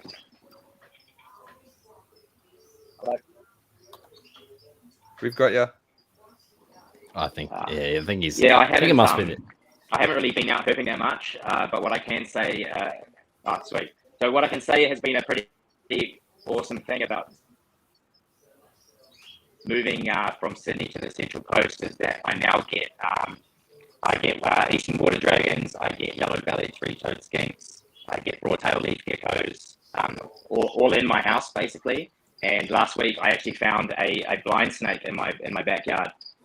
Which wasn't 13 centimeters Kiwi long. Boy living in Australia. That's pretty bloody cool to have any type of snake in your backyard. So, yeah, and it's so much better. I think it's a bit longer than that actually. But I actually I lifted I had some log garden edging lying in a corner, and as I picked it up, I didn't really realize what it was at first, and I managed to grab it by the tail, but its head was already down a hole, and I lost it basically. So I never saw the head, but yeah, I knew exactly what it was as soon as I had my hands on it. So that was pretty cool. Oh, good stuff. What about you, Darren? Have you found anything this year? Haven't done any herping trips, but we just did that trip to Port Lincoln in November. I lost count of how many dead peninsula browns we saw on the road. We managed to dodge a couple, even with a caravan on the back. The couple we were travelling with thought I'd gone nuts trying to swerve for a snake with a caravan on the back. But anyway, but I did find right on the edge of a cliff, actually, found a beautiful little Demantia, little whip snake of some sort that Scott kindly identified for me. That was a very pretty little snake, but yeah, nothing too significant. Oh, it's still pretty cool. Yeah, stuff that I've never seen that before, so that's pretty cool to me. What about you, Mitch? You've probably spent half the year in the bush now. You sure have come across something? I have. I've spent a lot of time in a lot of different parts of New South Wales. I would say, I know I gave my spiel to everyone before we started. Prior to starting my new job, I had seen one Cyphos aqualis, which is yellow-bellied three-toed skink, roadkill. And that is the only one I'd ever seen of the Watergans in the wild. I've now seen probably over 200 plus of them across 7-8 different populations across all of New South Wales. And I have to say that I've found them incredibly cool. Just the variation between populations and size. They're so awesome. Exactly. So Coops has worked with them previously as well, so he knows how impressive they are. They're actually really cool captives too. Like they're real. Depends on again the populations, but they become really ballsy little animals in captivity. And like as soon as you walk in, they'll stick their heads out of burrows and start sussing you out. And they look like a little death worm. They're kind of like sussing out, waiting for the cricket to come around. And you can tongue feed them, and they're really really cool critters. So having seen them across so many different populations and just like the variation, like the ones on the coast in northern New South Wales are tiny, and then the ones in New England are like, massive by comparison, not massive animals, but they're just such a fascinating species. So seeing them around everywhere has been a real highlight for me, to be honest, for such a common dismissed species, to be frank. And then other than that, I also found in June, I was out in Sturt and got a red phase copper Tenotus taeniatus, which is quite cool. I think they're really pretty. So I was really excited to see a red one of those. You mentioned the Watergans there, Mitch. I've herped in the Watergans quite a few times. It's an amazing place. Stevens banded snakes. Isn't it? Great. But every time I was ever there was always logging trucks driving out full of logs. Is that still going on? Or? Yeah. I've gone a few times now, like probably half a dozen or so. I've only started going in recent years. I've not seen it, but it wouldn't surprise me because there's a lot of state forest around it as well still. So they're still logging. Actually, talking of herp highlights, Watergans is a good example of one. Completely not that cool, but I found a Pygopus there. And for me, that was really exciting because I know someone that's herped the Watergans for 20 years and found every species there under the sun except a Pygopus. So it was real fun to piss them off with that. And they'd found the most stunning tiger I'd ever seen. It was just this beautiful looking tiger snake. They get tons of Stevens bandeds there. They live right on the Watergans, like it's their backyard. And they've never seen a Pygopus there. So finding this Pygopus and pissing them off with it was great. It's always good to put the wind up all people. about. I was like, oh, Pygopus, this sucks. And then when I found out he was desperate to see one there, I was like, well, this got better.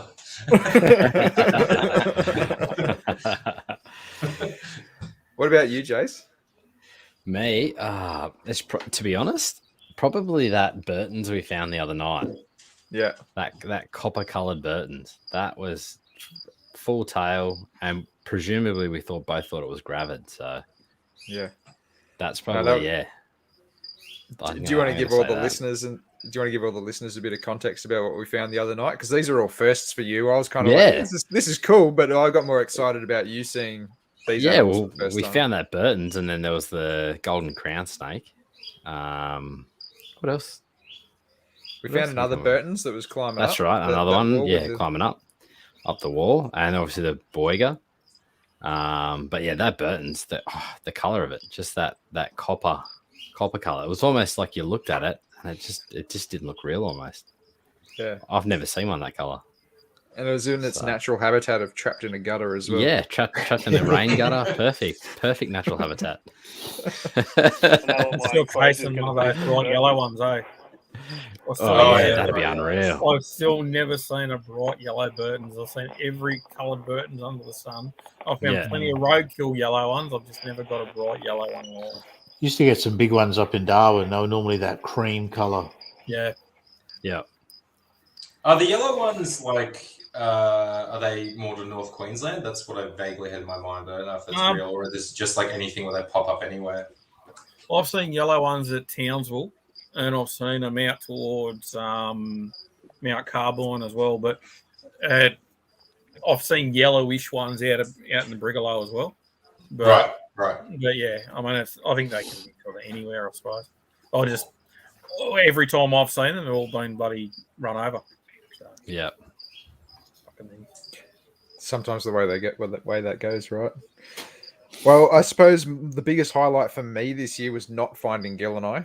It was really awesome to be in the habitat of those animals and actually see where my animals originally came from. But in all seriousness, I think the coolest animal that I found this year was a Centralian knobtail gecko. Being able to find one of those guys after about 3 nights of searching for one, and seeing how excited my wife was that we finally found it. That was a bit of a cool experience to be able to share with her and chase one down and kind of get a few decent photos of it. But yeah, I love going to the NT, man. I'm so stoked we're hopefully going back again in February. I'm really excited about that. Did we Fingers get Crip's crossed. answer, or did it shuffle around? I don't think we got. I completely skipped him. All right, Coop, you go. Alrighty. So for me, they've actually been quite recent, at least for local stuff. So a few nights ago, I found a hatchling. I assume it was a hatchling. It was tiny, absolutely tiny, boiga, which was really cool. Basically a little toothpick. It was awesome. But and then as well, last Saturday actually, I went to a new spot and found 2 Stevens bandeds, and I hadn't seen them before, so I was pretty stoked on that. And I just love that genus of snakes. They're really cool. So that was a bit of a highlight. It's a bloody cool highlight. I can't wait to see a Stevens banded. Yeah. That boiga, like if you were to measure it out, how big do you actually reckon it was? Do you reckon it was like fresh hatched? I mean, it looked like it. It was. I mean, it's hard to say. It was only like this long or so. Like it was just tiny, centimeters, something like that. Yeah. Yeah. Just minuscule. I'm surprised I even saw it on the road, to be honest. I've got a photo of it somewhere. And Luke showed me the photo of that tiger you got as well. Yeah, it was cool. That everyone's been a lot of babies out at the moment. Yeah. I know Michael and Kai in the chat have been pulling them out of everywhere. What's this? Yeah. Baby tiger snakes. Oh, I was saying tiger snakes in general. I was like, Oh wow. Oh wow, yeah. Yeah, it was really tiny. It's like a piece of spaghetti. Yeah, pretty much. Just cool to see something that small. No, it was actually real chilled out. He didn't mind it. Plus, it was raining too, so that kind of helped. But yeah. Oh, good stuff. Guys, I might have to leave you with it, eh? Yeah, no worries, mate. Thanks for coming on. I hope you guys do this show this time next year. We plan to. We plan to. Thanks for being a guest too and coming on and giving us both Luke and I a hand throughout the year. So really appreciate it. Happy to. All right, guys, have a great show, eh? Thanks, mate. Have a good one. See you, mate. Catch us, Scott. All right, so the next question that we've actually got lined up here is basically, what is your favorite reptile-related content out there? Obviously, aside from the podcast that we do, I just want to try to give back to the people that are out there doing the kind of content and all the hard yards. Has anybody got any sort of favorites you want to throw out? I'll steal Tyson's one before he says it. Did you say, sorry? Animals at home. I rate probably this podcast, obviously, and Animals at Home as the top 2. I give another shout out, actually, one that I got put on recently from a post Scott or Ty made on Nature for You. But the West Australian, I can't remember it, West Australian Herp podcast or whatever, but it's 2 blokes over there. And it's nice hearing the WA perspective, given, I don't want to sound negative with it, but like how insular their community is because of the rules. Like WA has got pretty tight restrictions. And so it's kind of cool hearing a very WA perspective on things and like, how G'd up they are for like olive pythons or children's pythons or things that on the East Coast and the Eastern States are treated like dirt. Like I don't mean dirt in a bad way, dirt snakes. Yeah. Anyway, it's cool hearing a totally different perspective on it and just their attitude. So yeah, Reptile Chat WA. That's it. Yeah, thank you, Will's Reptiles. But I've really enjoyed that. They got Brian Barczyk on as well, and like again, I wouldn't say I'm a fan of his. I wouldn't say I'm a critic either. But it was very interesting hearing his perspective from the non-persona. Like he puts on a persona for his YouTube. Like it is an act. Yeah. I would say. In my opinion, in case he wants to threaten me with defamation, in my opinion.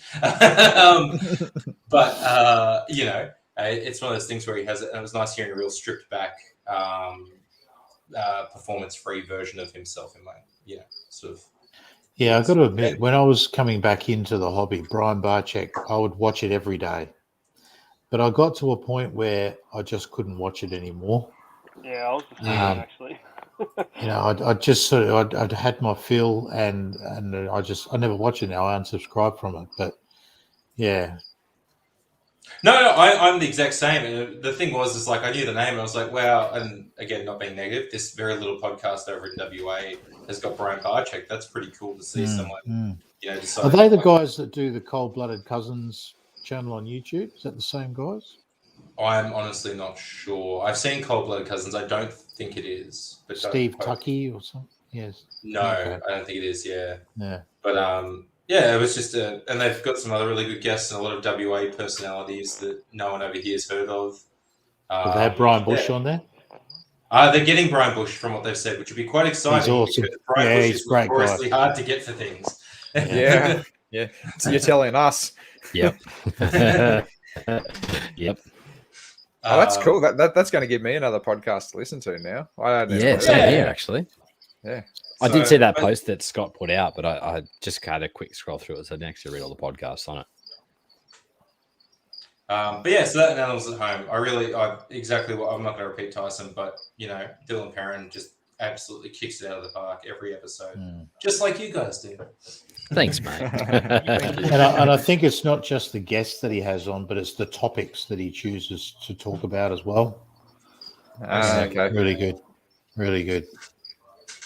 I'm excited. I'm going to play some of that on the way to work tomorrow by the sounds of it. Yeah, same. All right, we're going to jump backwards. Let's go to you, Cam. I don't know, really. I think anyone in the sort of Australian hobby, it's always good to get out there and learn from. It is the animals that we're keeping, you know. It's always good to learn from those guys. And like I said earlier, Luke, your channel was the first one I come across when I got back into the hobby. And yeah, just basically chasing all you Aussie reptile content, is whatever the word is that you want to use. Yeah, Coop, like your stuff's doing well. Like I follow your videos a fair bit, and there's another one. Oh, shout out to Kai and Michael. Hurry up and get your YouTube going. I reckon that'll be pretty good as well. There are a couple of local Illawarra guys that get out and herp a fair bit, so it'll be good to, you know, follow along with their adventures, I suppose. So both top blokes and opposite ends of the age spectrum as well. You know, Michael's not an older gentleman by any means, but Kai's on the younger side, and yeah, it's good. It'll be good to see those two get out and see what they get up to, and see 100%. my local area as well that I don't get to see. Yeah, I'm all for more Aussie herp YouTubers, in my opinion, just because I love being able to see the natural habitats and stuff out there, and yeah, for sure. yeah, I love that sort of content. I just eat all that up. It'll be good to see something as well, like you know, out in Western Australia or Northern Territory and stuff like that. Like, there's obviously a lot of stuff out there to see, but even a video of, you know, Helensburgh in Sydney, like in north of Wollongong, like there's so much stuff that's right at your back door that everyone tends to just blow over, if that sort of makes sense. Like, yeah, you always see a lot of videos from out in Western Australia or Western New South Wales or things like that, but there's a lot of reptiles along the coast of New South Wales and the Central Coast that are mind-blowing. and they sort of get overlooked. Seems to be a lot of desert or North Queensland sort of videos, I suppose. Yeah. So it'd be good if, to see if these guys actually get on and get some content in the sort of coastal regions, I suppose. It's because there's not many people, doing the Australian reptile videos, so everyone has something that they can contribute, Yeah. Yeah. 100%. Yeah, definitely. What about you, Jace? You want to go next? Have we got everyone else? Not yet. Are you still thinking of your answers? Yep. Okay. Cooper, you're in the hot seat then, mate. So I agree with everyone else. Obviously, the Animals at Home is great, but to sort of add on to that, another guy who does a lot of videos with Dylan, Reptiles and Research, the YouTube channel. He kind of does a deep dive on a lot of research topics and things, like a lot of misconceptions in the hobby, things like that. So I haven't watched a lot of it, but what I have watched seems pretty awesome stuff. So if you ever need to like debunk something that someone said that's a common myth or something, he's usually got a video for it or one coming out. So that's something cool to check out. And then obviously, Natural Herp Keeper and all that I absolutely love. So yeah. Good stuff. You've given me another channel to subscribe to. I just quickly went and did that. I was like, well, debunking myths, I'm all down for that. Yeah. I don't mind supporting whoever's out there. I love watching all this stuff. Definitely a lot of myths in reptile keeping. Yeah. For sure. What about you, Darren? Again, Animals at Home is a big one. I always watch that as soon as it goes up. Reptilian Diaries. Yeah. Chico. Yeah. I love that. I love his attitude. I love the way he presents his videos. It's it's real and really good. Really good. They've done a few West Australian trips. I've sent him a few messages trying to convince him to come to the north of SA. Take them up the Middlebacks or something like that would be pretty good. What else? The Steve Tucky, the Cold-Blooded Cousins. Their videos as well. They're fairly low key, I guess, but interesting stuff. And they do a lot of travel as well. They've done some Southeast Asian trips as well that they've videoed. So always looking for good ones. So it's good. You have a conversation like this, and there you go. I found out about two more that I need to look at. So yeah, good. Sharing's caring, mate, and you just stole pretty much two of my favourite ones that I was going to put up there. It's the trouble about going last in this kind of circle. All right, what about you, Tyson?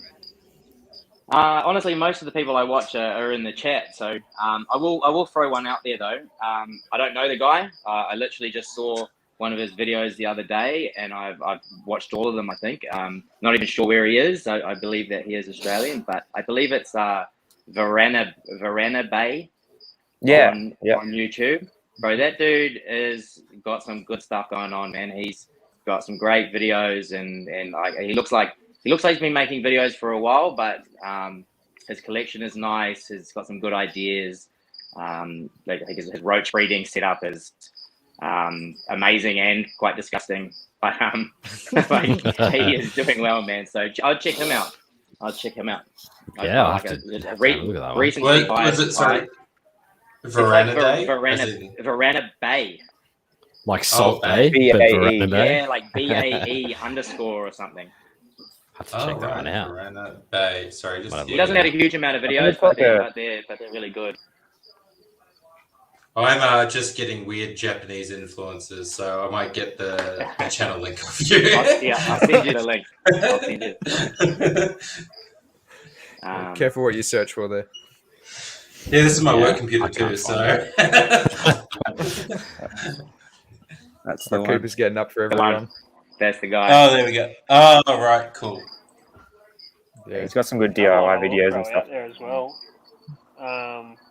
Is Surfer Design? Yeah. Yeah, definitely. And there's another one, something to do with ants. Ants Canada? Yeah, that guy. Not so much reptile side of it, but he's like bioactive enclosures and stuff are insane. Like, both him and Serpa, like they're for inspiration on live planted tanks and stuff. They're great. So yeah. You look at Troy Goldberg and his raining enclosure and stuff. You guys are all stealing my ones. I'm still trying to come up with more on the fly. Should have went before. Yeah. I'll throw someone else out there as well, and he's he can be a polarizing guy. People have a few opinions on him, but old Ricky Mack, that dude. Ricky. Mate, you can say what you want about the guy, but his ability to find and catch things is undeniable. I was just glad that Scott's not in the chat when you brought him up. Yeah, look, I understand, but his some of the things he's been able to find. There was one video where he's like, there's a Parenti running away, and then in the next shot, he's got it in his hands. Like, it's just he's sprinted over rocks, and you watch that other video of is it Andrew Buchholz, and he puts a GoPro on himself and chases one down and catches it to show that he can do it barehanded. And then you just watch Ricky's video, and it's like there's a Parenti running in the distance across these rocks, and then the next shot he's got it. So it's mad. Just running barefoot through spinifex. No worries. Yeah. always barefoot, eh? It's only the first time he's one that actually that's good. He does have a couple of videos in around sort of south coast, around Berry and things like that. So that was pretty cool to see because he actually did have videos that could be literally in my backyard. So that was cool to see. Yeah. The way he handles that red belly though is a bit. I don't know. Don't know how to. Yeah, but really. I think I don't want to say his name in vain, but I think if you looked at the outtakes of Steve Irwin, you'd see a lot of the same stuff. Yeah, true. That is true. Yeah. It's edited out, whereas nowadays that stuff's left in because it gets views. I really I don't see much difference. Yeah. What about you, Jace? Have you thought of yours yet? Pretty much everything I said's been said already. Yeah. I enjoy yours, Luke. Obviously, they make my toilet break go a little bit longer than it should do usually, and obviously Coops as well. But yeah, I do enjoy Ricky's as well. He's herping and this and that, but also obviously the natural herb keeper as well. You can't really pass up on that one. So, and obviously animals at home as well. I've listened to a few of theirs now, and I've got to catch up on a whole bunch. But yeah, I enjoy that one as well. So pretty much the same as everyone, really. You know what though? I'm seeing a trend here. Nobody said any of the NPR shows. Oh, that's an obvious though, isn't it? They just go without saying. Yeah, so that's just part of the rotation. I think so, but but I thought that somebody would have brought it up at least to go, oh yeah, this show's one of their favorites or whatever.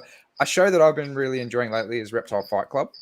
Yes, actually, I actually haven't listened to it yet. The one that Scott and Justin Jewlander's one, that was awesome.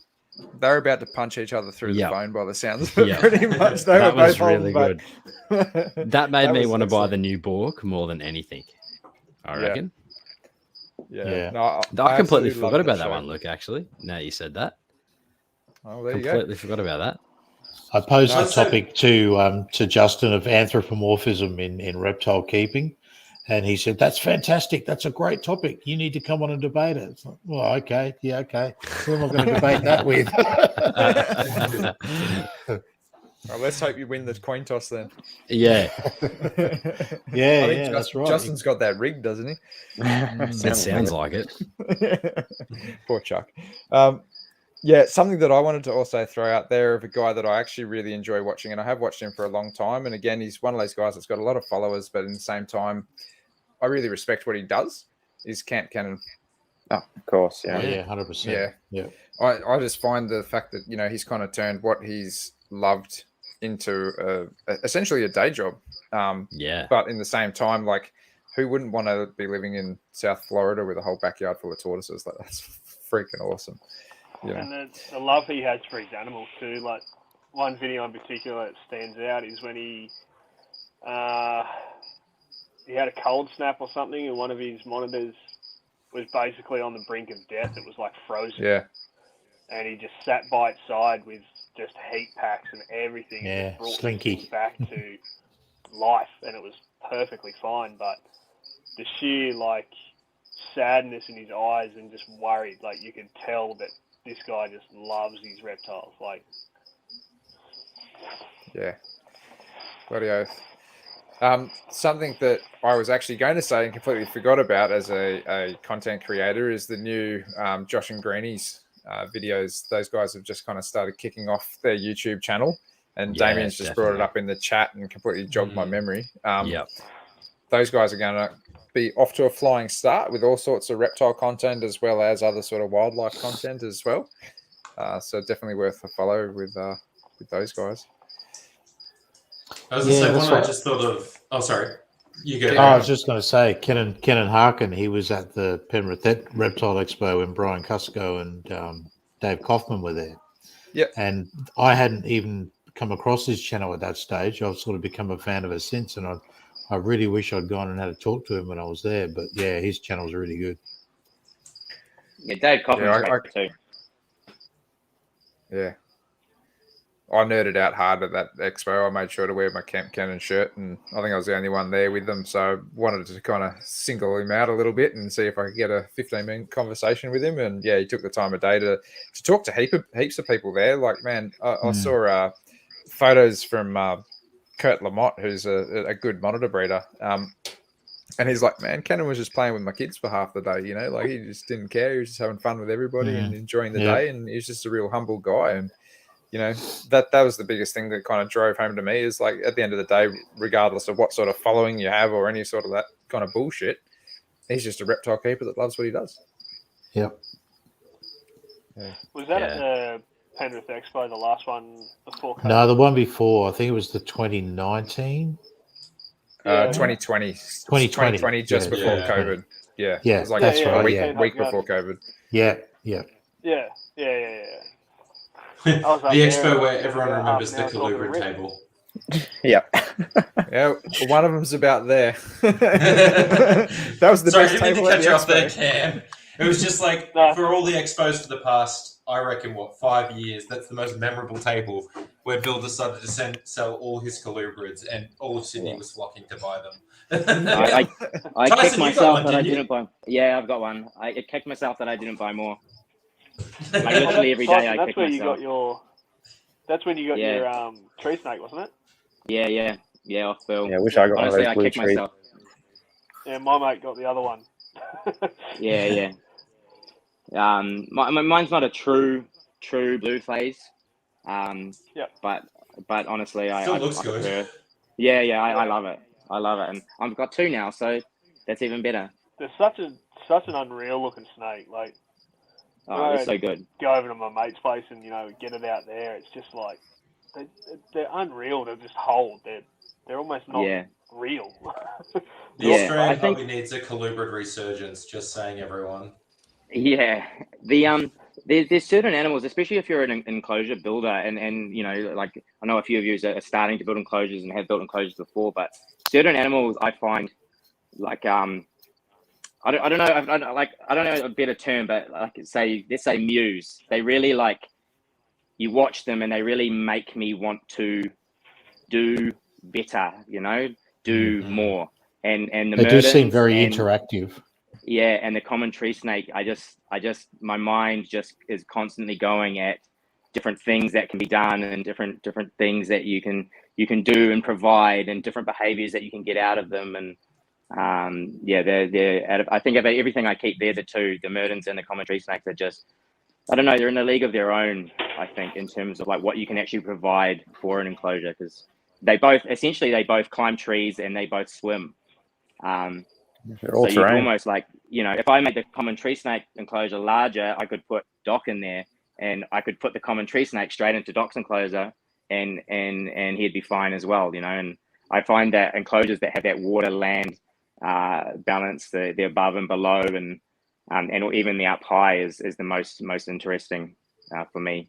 and what lets you sort of bring out, like, you got to use all your tricks. You've got to make that transition seamless and make the two areas work. You can't like, how many turtle tanks do you see where the land area is just like a tiny platform and the water is massive, or and how many Mertens enclosures do you see where the land is massive and the water area is like so small? Like, I think that if you're going to keep a Mertens in a basic tank, you need to keep it like a turtle rather than like anything else. If you had to choose, if you're going to have bare bones and you had to choose, you would keep a Mertens like a turtle, not the other way around. Not that I'm suggesting you do that, but I'm just saying when you boil it down. Yeah. Tyson, I really, really, really want you to get keelbacks one day, because I think you would do justice for them. I think you would do justice. Yeah. Please, can we start a petition, man? I've got it. I've got the enclosure in my head already. Please, if you know someone that's got keelbacks and is willing to sell them, I would like them. Yep, definitely. I bloody love keelbacks. I love seeing those in Queensland when I was up there. Everywhere, any dam at all, you're bound to find like five of them in there. Cool snakes. I'm yet to meet one, unfortunately. Have we gone around the whole circle yet? I think so. Yeah. All right. Well, I just wanted to add one final one. Just Jason reminded me when he mentioned animals at home. JTB reptiles is the other one that's sort of part of, I guess, that trifecta. So reptiles and research, JTB reptiles, and animals at home kind of all play off each other. And I guess Bryce Broom's channel is also in there too. He does some really cool stuff with African venomous stuff. But the JTB, he's a young British bloke. I can't remember his name. But it's all really like...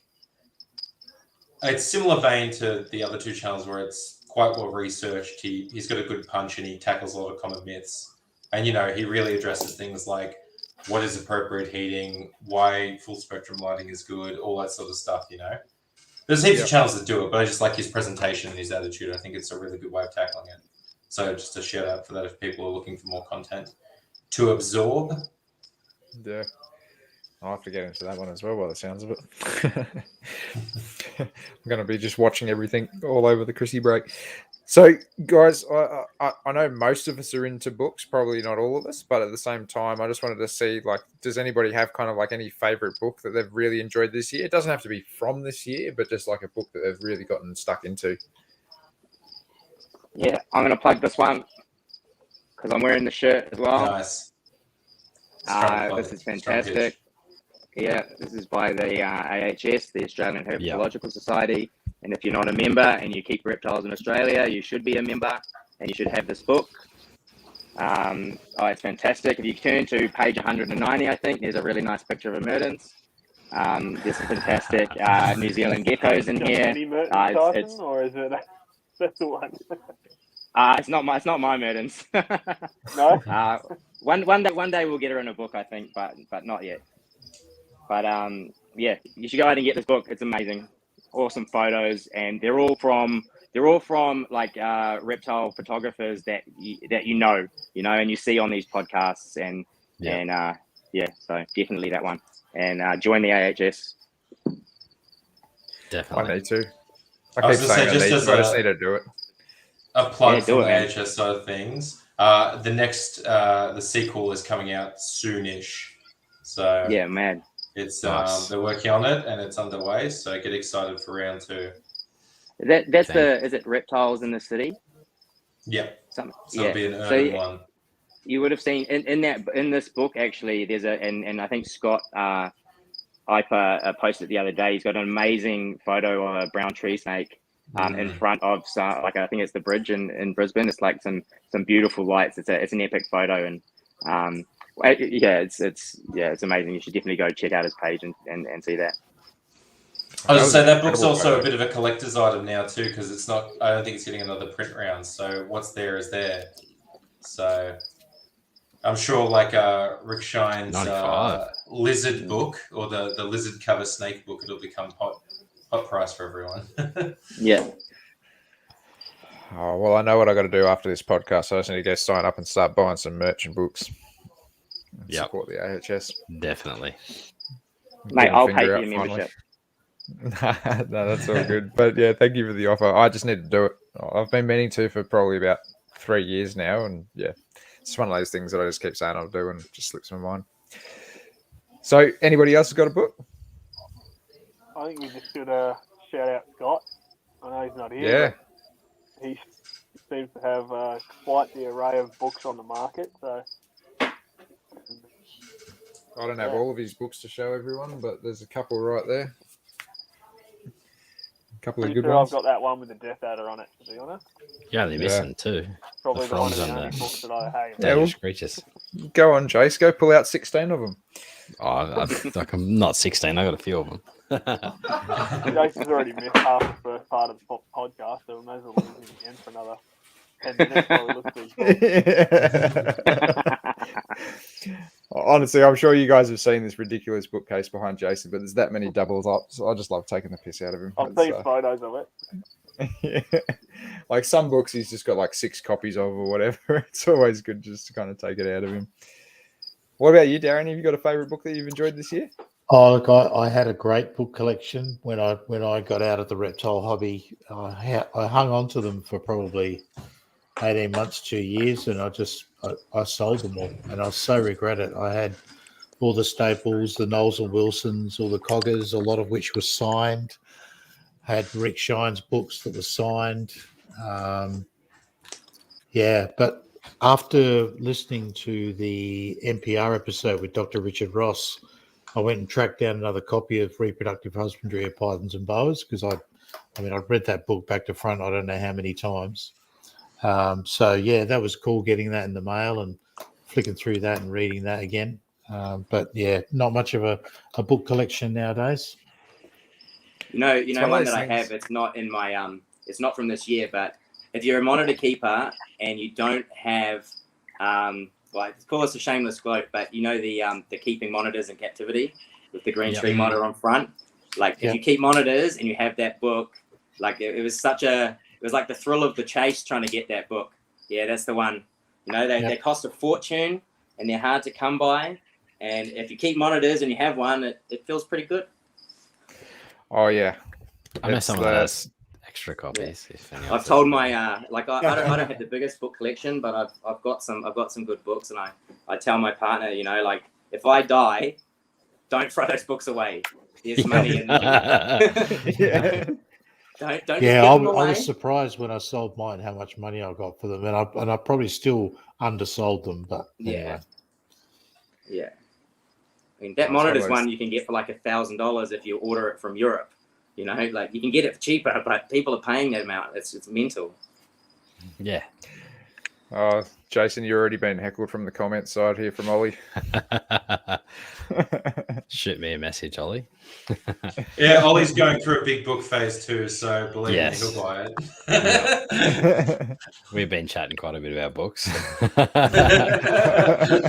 Quite a bit. Look what you've started. Yeah. What about you, Cooper? Have you got a favourite book for the year?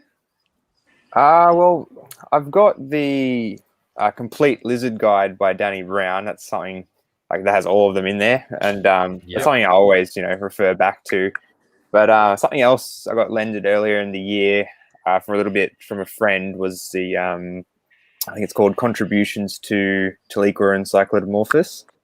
It's one that's not in print anymore. It's about $600 or more now, and just the detail in that book was pretty interesting. I was quite surprised, and it was a good read. And then also during lockdown, I was fortunate enough to get a few of these quite a while ago from work. Nice, if you really count them as a book. But just going through all these and some of the observational data and things that are trickled through those is it's a pretty interesting read. So basically those really.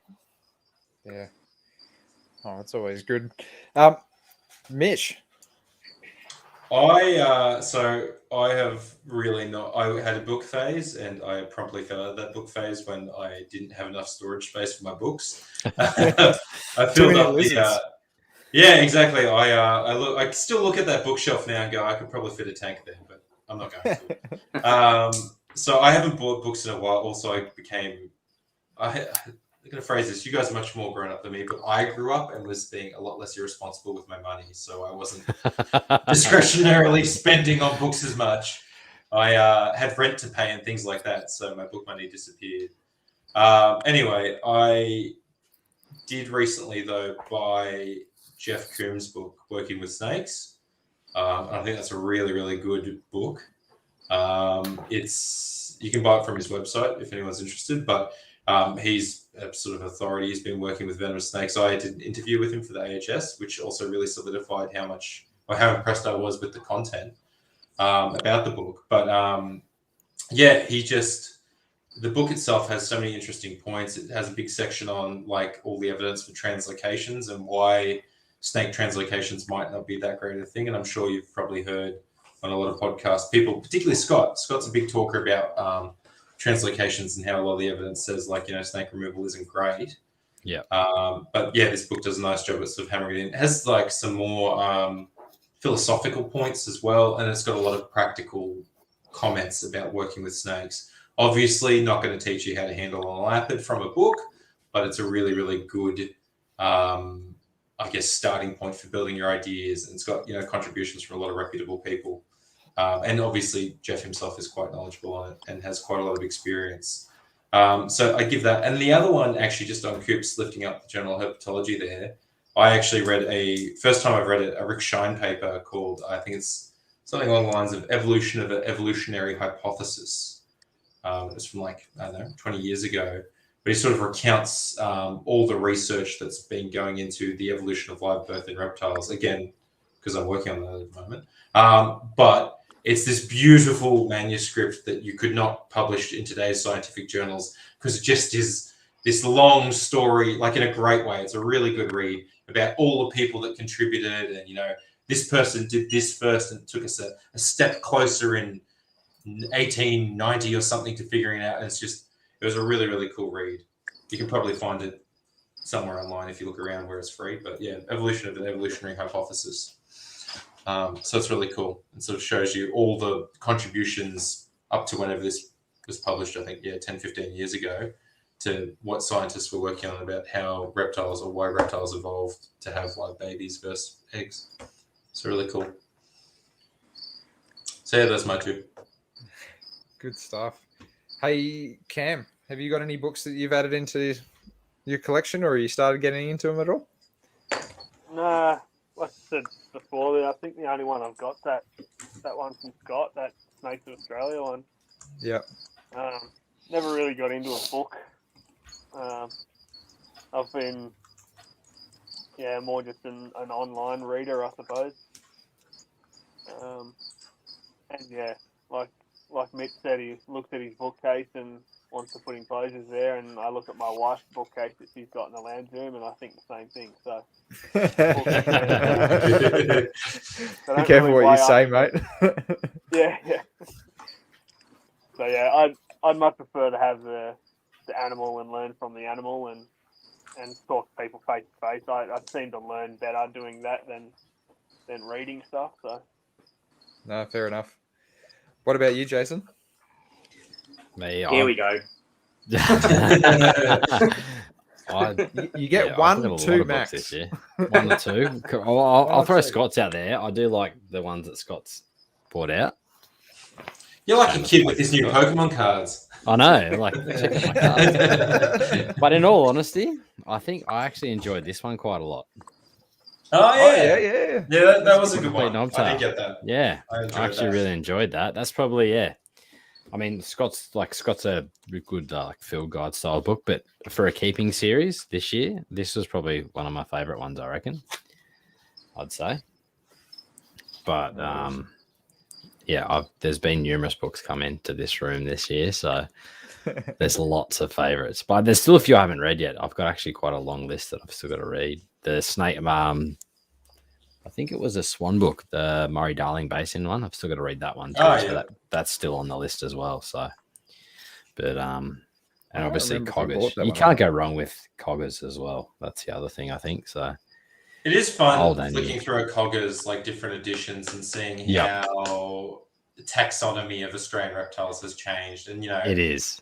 I mean, even you compare it to the most recent Wilson and Swan, and Yeah. it's like, everything's just getting finer and finer, or some things are getting lumped. That's right, Good yeah. old Children's and Simpsons. And you can just see it. It Well. starts thinner and it gets thicker and thicker and thicker as they go along in the line. So I've only seen the one like that the Children and Simpsons like merged like, and that's confusing me just now. Let alone the amount of changes that some people like you, Darren, that have you guys would have seen heaps of it happen over the years, and Yep. and even to this day, a Simpsons Python to me is still a Simpsons Python. Yeah, absolutely. I'll always refer to it as one. I think most people will, mate. Yeah. But what about you, Luke? Just sort of getting that. I mean, I New South suppose, Wales yeah, licensing lists them as liasis, still, doesn't it? Yeah. Still listed by yeah. They're holding on tight. Someone was telling me that I think it's SA still has Angleheads as gonocephalus or something, or Pink Tongues as Hemispherodon as well. It's like, ooh, that's pretty old. Yeah. Yeah. I suppose every department's got its faults, right? Yep. All right, so I've got a couple of favourites here. I'm going to do two, just because I'm greedy. But that one. Oh, yeah. Gunther Schmieder, his hardcover monitor book. That one, if you ever want like habitat shots of like where these things actually come from, it's just absolutely mind blowing. Like his photography, and it's just out of this world. Being able to see some of these awesome things, you can tell that I've probably opened this this page up a little bit too much, but worn it out, mate. Yeah. This is not just photographs either. I don't know if you may know that he's very good at building enclosures. He finished off all the. If you've been to Crocosaurus Cove and you've been in the reptile exhibit there, he finished off most of those enclosures for Gavin when he was getting it going. There you go. Yeah, wow. Okay. Didn't know that. That's cool. That's a place that I reckon we have to stop in, Jace, if we go up that way. Yeah, for sure. Definitely. I've already seen it, but yeah, I definitely think it's worth another look, or definitely you seeing it as well and being able to check it out. Definitely. That's crazy. I didn't know Gunther did that. Yeah, somebody else was doing them and they pulled out or he couldn't get them back, and he called in a favor and he came up for a few weeks and stayed there and finished them. Yeah. I haven't heard lately, but I hope Gunther's doing a little bit better than what he has been lately. He had an unfortunate stroke, I believe, if I'm not mistaken. But hopefully he's on the mend. Yeah. The other book that I actually got, Eric actually put me onto this one. So this is Wild Habitats, Natural History of Australian Ecosystems, and it's by Alan Fox and Steve Parrish. But this book in particular is really cool just to be able to see Australian landscapes like from all over the continent as well. So that book, if you ever want to kind of just have a look at like, ecosystems as it says around Australia, that book is a gold mine. Very cool to see some natural habitats in that one. But yeah. Does anybody else want to just throw another one out there if you do have one? I've got heaps, but anyway. No. Fair enough. All right, we'll jump on to these last couple of questions before we wrap the show up. But I just quickly want to go around the circle and see what favorite personal enclosure build does everyone have from the year? Like, surely we've all done a few or in the works of a few. So why don't we start off with you, Cam? Yeah, I've done quite a few this year. just a handful. Own stuff and for close friends of mine and that, but I love my diamond python one purely because it's just like the centerpiece of my lounge room now. Like, and just seeing her in there is just unreal. Like, I think one of the more detailed and one of the most recent ones is probably either my Simpsons python, or even a spotted python one that I did, which was my most recent video. But I'm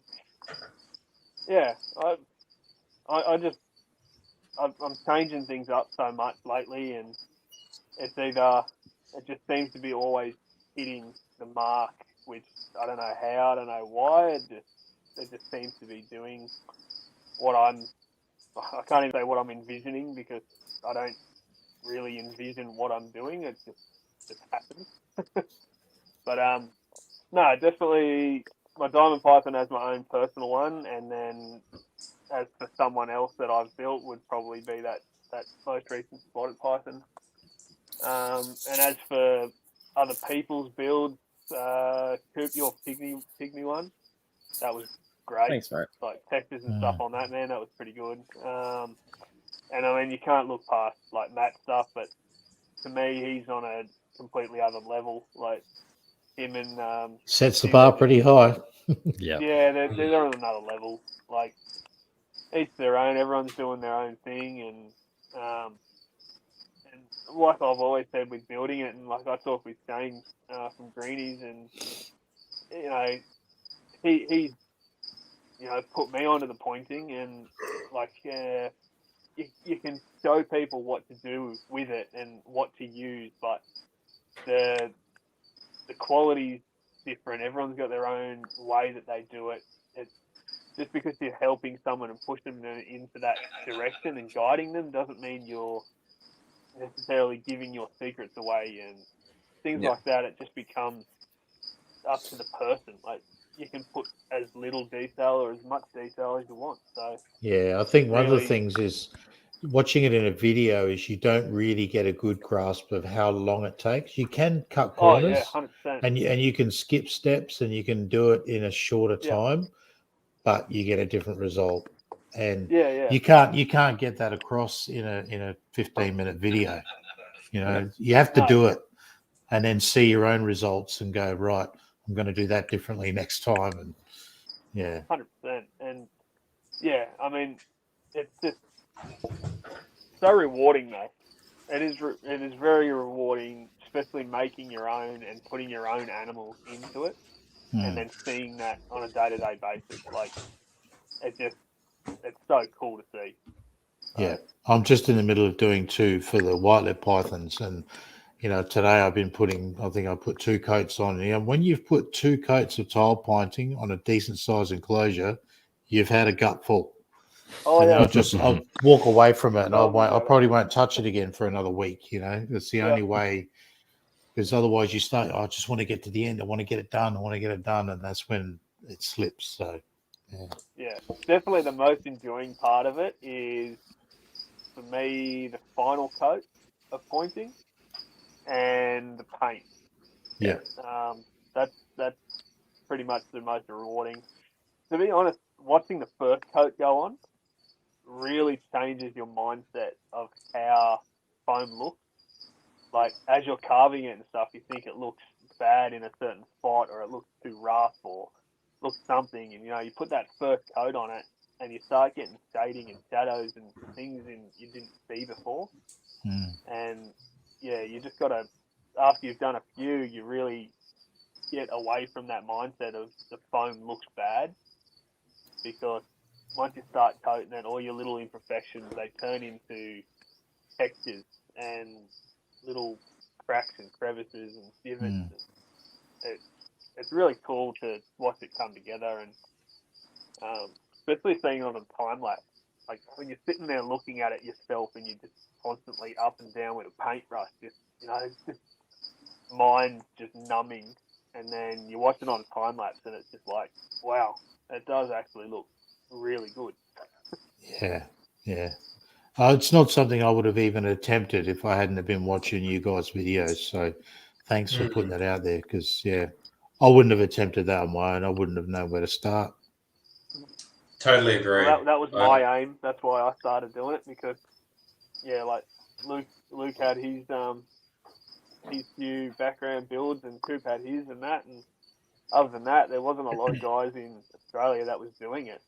So I just decided to share what I've learned, and just like you just said, Darren, that's exactly what I went out to set out to do. So, and the more the merrier. We can all learn.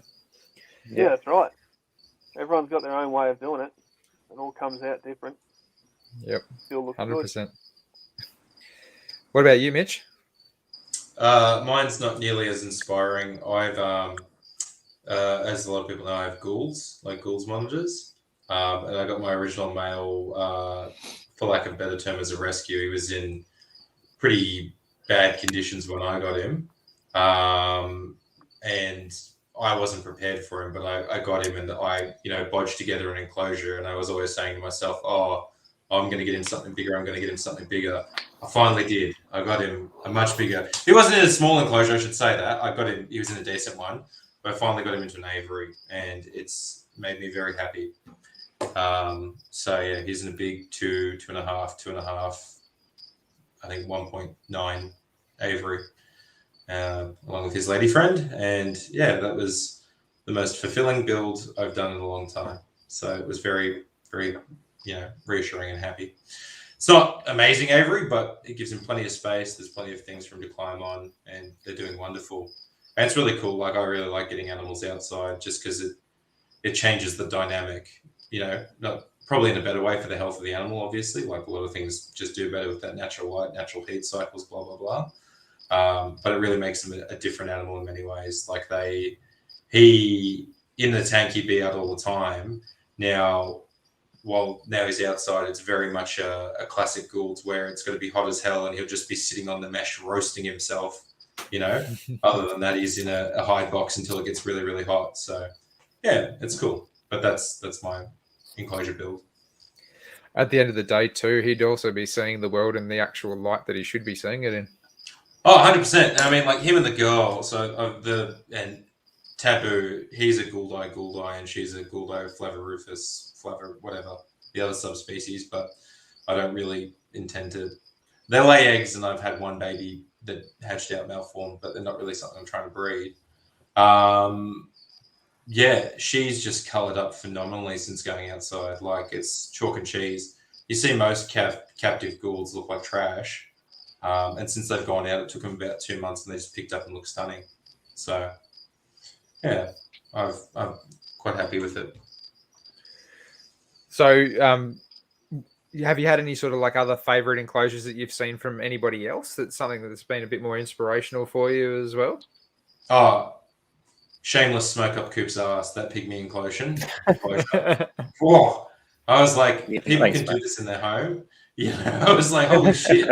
But I will say, as Darren had pointed out, everyone else's contributions is what motivated me first off. So Luke, you building, Cam, your YouTube, and also Natural Herp Keeper.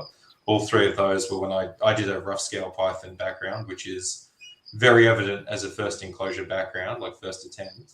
But I felt really happy at completing that. And it was because you three content creators and putting it out. And then Coops is what really pushed me into the next round of being like, I really need to up my game. So I would say collectively, all of those. I would say if we're talking about like home designed enclosures as well, I built one for my Galliardus, which I really liked. So, my little tweak with that was I used a lot of scoria as the bedding. Yep. So it was like a mix of scoria, red desert sand, which was actual red desert sand that I was able to get from the Strzelecki Desert that came back from a scientific study back there using the dirt. And then potting mix as well, like an organic potting mix. And even putting that potting mix into that sand, it does make it look that bit more like, not necessarily sand dune, because the sand dunes are sand, but it gives it that more aridy, scrubby look where it's got that bit of an organic matter to it, or more organic matter to it. I did a similar thing with my Simpson one. It's the red URF one. Yeah. It's a lot darker. I just mixed that with Yuki malt. Small amount of Yuki malt, and it just gave that real, sort of bush sand. Yeah, it changes it entirely. Yeah. And I've got to give it to Luke as well. Thanks for telling me the trick about thinning out your red desert sand with white sand. Yeah, I love that one too. That's a good one. I did a bit of a combo with that potting mix and the crushed granite for I've got an indoor bearded dragon pit. So it made that go the extra mile instead of the $50 bag of sand and needing 3 of them. Yeah. I love that crushed granite too, because it just gives it that like actual texture that you find around a lot of those like rocky outcrops and stuff like that. You talk about your first enclosure build. Even I remember when Matt Somerville was on, he was saying that he's still got some of his original backgrounds that he made, and he thinks they're absolute crap. So you got to start somewhere, and the more you do, the better they get. Yeah, that's I've Absolutely. got one literally behind the camera here that's been sitting up on top of crates for years. Or a year now. It was one of my first ones, and I'd cringe at it. Hmm. The same thing. So. The trick to anything that you do with enclosures is the reps. You just need to get your reps up. Don't expect the first thing you do to be any good. And when you just do it again, and you don't even need, like, a lot of people, I think, get new animals to try new things. Just keep, like, I think when I first started out, my first bearded dragon had 4 or 5 enclosures. Every 3 to 4 months, I'd build a new one. I'd build one and go, oh, that's good, that's shit. I'll redo it and fix things, and then you realize, oh, this is good, that's shit. You do it again. Just reps. And you get to the point over and over and over again. Yeah, and you get to the point where you like the enclosure as much as the animal. They just go hand in hand. Yeah, 100%. 100%. You're right there, Darren. There's like a sweet point, and you're like, this is good. And then maybe 12 months down the line, you're like, okay, now we need to go. Like, it's time to tweak it a bit. But you're right. Yeah. So I use the experience of building for, like, close friends that were, not just close, in a relationship sort of sense, but more just literally down the road. Yeah. I was just getting their enclosures and stuffing backgrounds in them and just practicing on that sort of stuff, because at the time I only had like 1 or 2 tanks, so I did mine and then I just sort of outsourced, and then it just blew up. So yeah, for sure. Oh, I can see why. They're amazing. Well, thanks. What about you, Tyson? Have you got something favourite that you've put together this year? Ooh. Look, I've been doing a lot of stuff this year. A lot of stuff happening behind the scenes. There's been a lot of... I've actually got pretty much... Most things have new enclosures in here. I've sort of been hiding them a little bit. Still working out a few kinks. I know Coop has seen one of the first prototypes, which was probably about 95% of the way there. I'd have to say my olive python enclosures, they 8 foot by 2 by 3. It's a double stack. There's a few things going on in there that I haven't shown, which I'm quite proud of that it's worked. But I'd have to say a highlight for me is that I actually got a pair of Varanus cordilleniatus this year off a friend of mine. And he had them in an enclosure where there was lots of hides, and he never saw them. And when I got them, basically, I realized that the female had MBD, and he basically hadn't noticed. And as I got it here, I was watching her, and she was struggling to crawl around. And I had it in like a temporary enclosure, just watching what she could do, and she was really struggling to climb it. I actually think that the monitor originally came from Mitch, and it's actually in an enclosure that I got from Jason. So it's got a cork bark background, and the male's flying all over the place, but the female just couldn't climb a vertical surface, sort of moves around like a bit of a snake. And I was watching and I was thinking, okay, like the male, we got to do something about this female. So I was watching her for a long time, watching what she could and couldn't do. And I found that they just hid all the time. So Coop, that little 2-foot enclosure that you've seen, I've actually put the pair into now, and now I've basically designed it so that she's always going to get a little bit of UV on her, and now she can climb the background. She's still a bit floppy in the legs, but she can climb vertically up the background. She chases down crickets. She's actually far more active than the male. She's never going to be like perfect, but she can live her life now. And essentially I just made the enclosure really simple. Just dialed it way back. It looks really good. I'll show it off soon. But it looks really good, really, really simple. Made it really not complicated for her, so she'd always get UV, and I'm quite proud of that. I'm quite proud that she's really bounced back. So, and that's the joy of it, really. Like that's when you can design an enclosure around the needs of the animal. not only to see its natural behaviors, but also to fix a problem that it has. You know, you don't need to fit an animal just because it's a bit limp. You can always work around it. Yeah. Well, sometimes simple's best, right? And if the animal does have that many hiding spaces and it just wants to be shy, then that's obviously been detrimental to the animal's health. Exactly. Yeah. And other people's enclosures, like I know everyone goes on about Somerville's own Pelly enclosure, and yeah, that's nice. But his green tree python enclosure and the ones that he has outdoors, like that indoor one, like you can look at it and you would think that's in the wild. Like it doesn't look like it's 100%. It's in a box. And that thing, I'm pretty sure that's only a 4x2x4. Yeah. Enormous. I don't know if it's just. It's got those staggered vertical branches. It looks massive. Like when you see a photo of it, it looks massive. You think that the snake's like really small, and the enclosure's massive, but yeah, that's really cool. And I think this year he's put a lot of his green trees outside.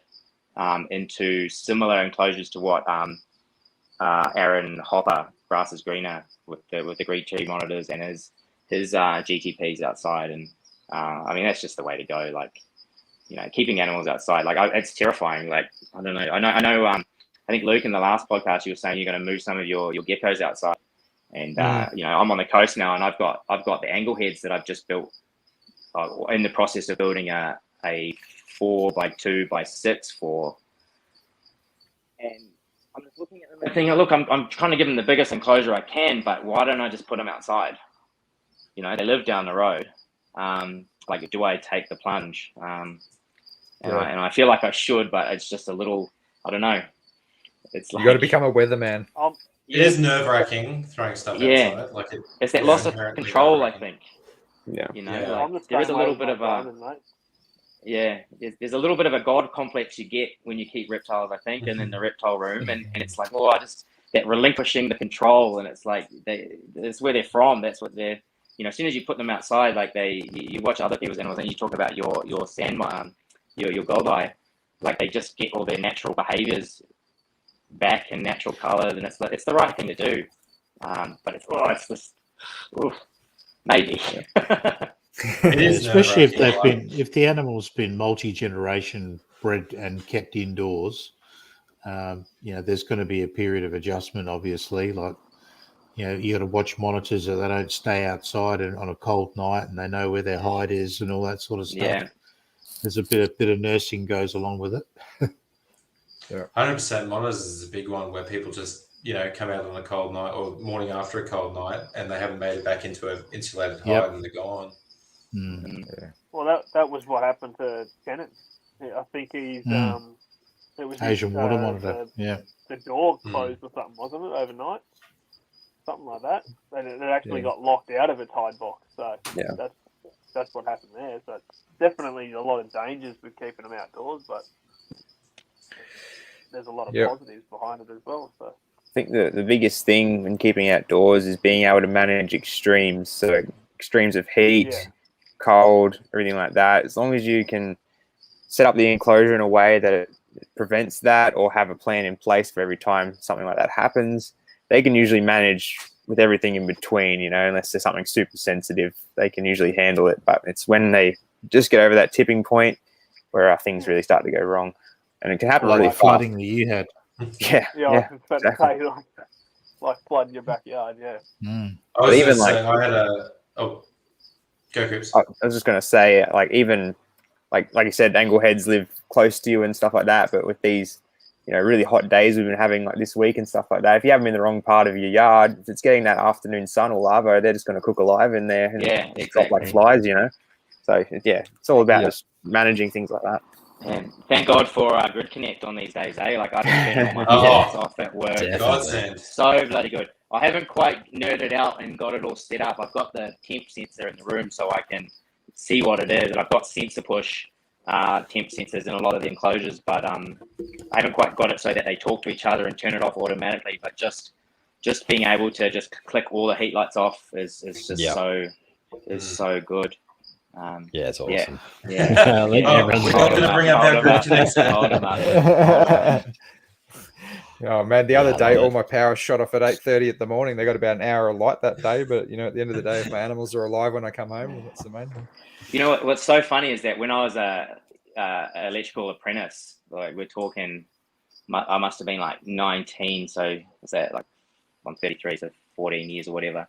I remember thinking like, oh, wouldn't it be great to have like a system that it's all integrated and it turns this on and it's got a thermostat and it's got all of this, and I rigged together like all timers on a power board and did all these little made a little box for a thermostat and all this sort of stuff. And you did it and it kind of worked, it was a bit janky, and then you sort of forget about it. And this is before like Instagram even existed. This is before I think Bluetooth might have just come out. Like there was no such thing as apps. Like this is iPhone 1. I don't even think I was on Facebook yet, and then now everything's just like Wi-Fi controlled via the internet, and it's just mad. Like, everything's set up automatically, drawing weather patterns from the local area or wherever they are, and it'll change the lighting in your room. It's nuts. It's nuts where things have got, Yep. And it's all just at the flick of a switch. Yeah. Hey. Yeah. Got a show in Animals the are room. thinking, animals are thinking, Just go. what the fuck is happening? Is that I lightning? can do that too. Yeah. No, it is a crazy system to be able to have on there. And something that I actually really like that I think you pointed out, Tyson, if I'm not mistaken, a little while ago, is the fact that an idea to kind of put out there to people is the fact that maybe you don't need to run your lights every day of the week. Maybe it's good to have like one day of the week where you actually don't have heat, don't have sun, or as much light or something like that, and just kind of run it as a bit of a different cycle. Not only to save a little bit of power, but also just to kind of stimulate the animals to kind of go, oh, today's a bit cloudy or whatever, maybe I'm not coming out of bed or whatever like that, because obviously the sun's not up every day, or not to the extreme that it is. So that's something that I'm definitely going to put into play. Yeah. When I'm not gonna. This spring, the sun hasn't been out that much. Yeah, true. Yeah. I'm not going to claim that idea. I have a feeling. That actually came from. I have a feeling that idea actually came from Bryce Broom with one of his talks with Dylan Perrin on Animals at Home, and I think I heard it, and then I was like, I'm going to float this idea to you guys. Like, I just thought that's a great concept. Something I'm actually I work myself to death at the moment. I've got like 15 days off. There's so much stuff that I'm going to sort of tweak and hopefully get set up with the Grid Connect over this little period of time off. But it's a fantastic system. Yeah, definitely.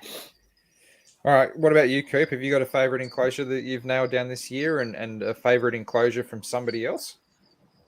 Well, pretty obvious. Everyone's mentioned it a couple of times now. So the pygmy python one's been pretty cool. Even this morning, it's just so cool to see all the behaviors of the animal. So I fed her 2 days ago maybe, and this morning I came out just for work and I saw her, and she's just sitting on a different rock than she normally sits. I'm like, oh, how cool is that? Just seeing her move around and do different things all the time. So that one's one of my favorites for sure. And enclosure that someone else has done. There's been a lot of good enclosures this year. I'm not sure. I haven't seen the finished product yet, but I did really like Matt Somerville's Kimberley rock monitor enclosure. I've seen the rock work for it. I'm not sure if I've seen the finished thing, but I did really enjoy the look of that one. Yeah. It's unreal as always. He always does his best, that's for sure. I think the thing that Matt does a lot of is he takes like 6 months to build something. Yeah. He's so patient with it. Whereas I know myself, I'm not at all, this fringe toed gecko enclosure that I built, that probably took me about 2 months, but that's because I was just very all over the shop, and the amount of work that went into it wasn't 2 months. It's probably only about, I don't know, 20 hours or something in that, but if that. But yeah, Matt takes his time with everything. Yeah, that's right. That's what I try and do. I try and get to work on the enclosure long before it's needed, because then you've got time to do it properly, set it up, check the heating dynamics and everything's working well, and you're not you're not in a rush to get the animal into it. Yeah. I've actually found since trying to film builds, it's totally like filming stuff totally kills the Oh yeah. Yeah. Oh, I I bet. don't know, like yeah. it kills the mojo, man. Like I'm real boom and bust. Like I'll if I'm motivated, I will pump an enclosure out within days from scratch. Hence You know, from board a to lot finish.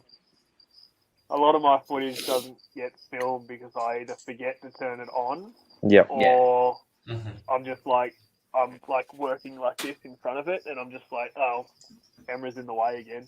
Turn it off. Yeah. Like, Or like trying to film YouTube videos, I've got gigabytes of footage that it's just like, oh, I missed a section, and it turns me off from putting the video out because it's like this one detail that I think is important, but I didn't manage to catch on film, or just like, you know, by the time I set the camera up and then it's like I you know, you plug your light in or something, because you know I've got like studio lights, and then your light's out of battery, and you go find the lead, and then it's like fuck, man, like I've 20 minutes in now, and it's like, you know, like I haven't even started. yeah, You know, and I might have got like an hour yeah. gap to do it.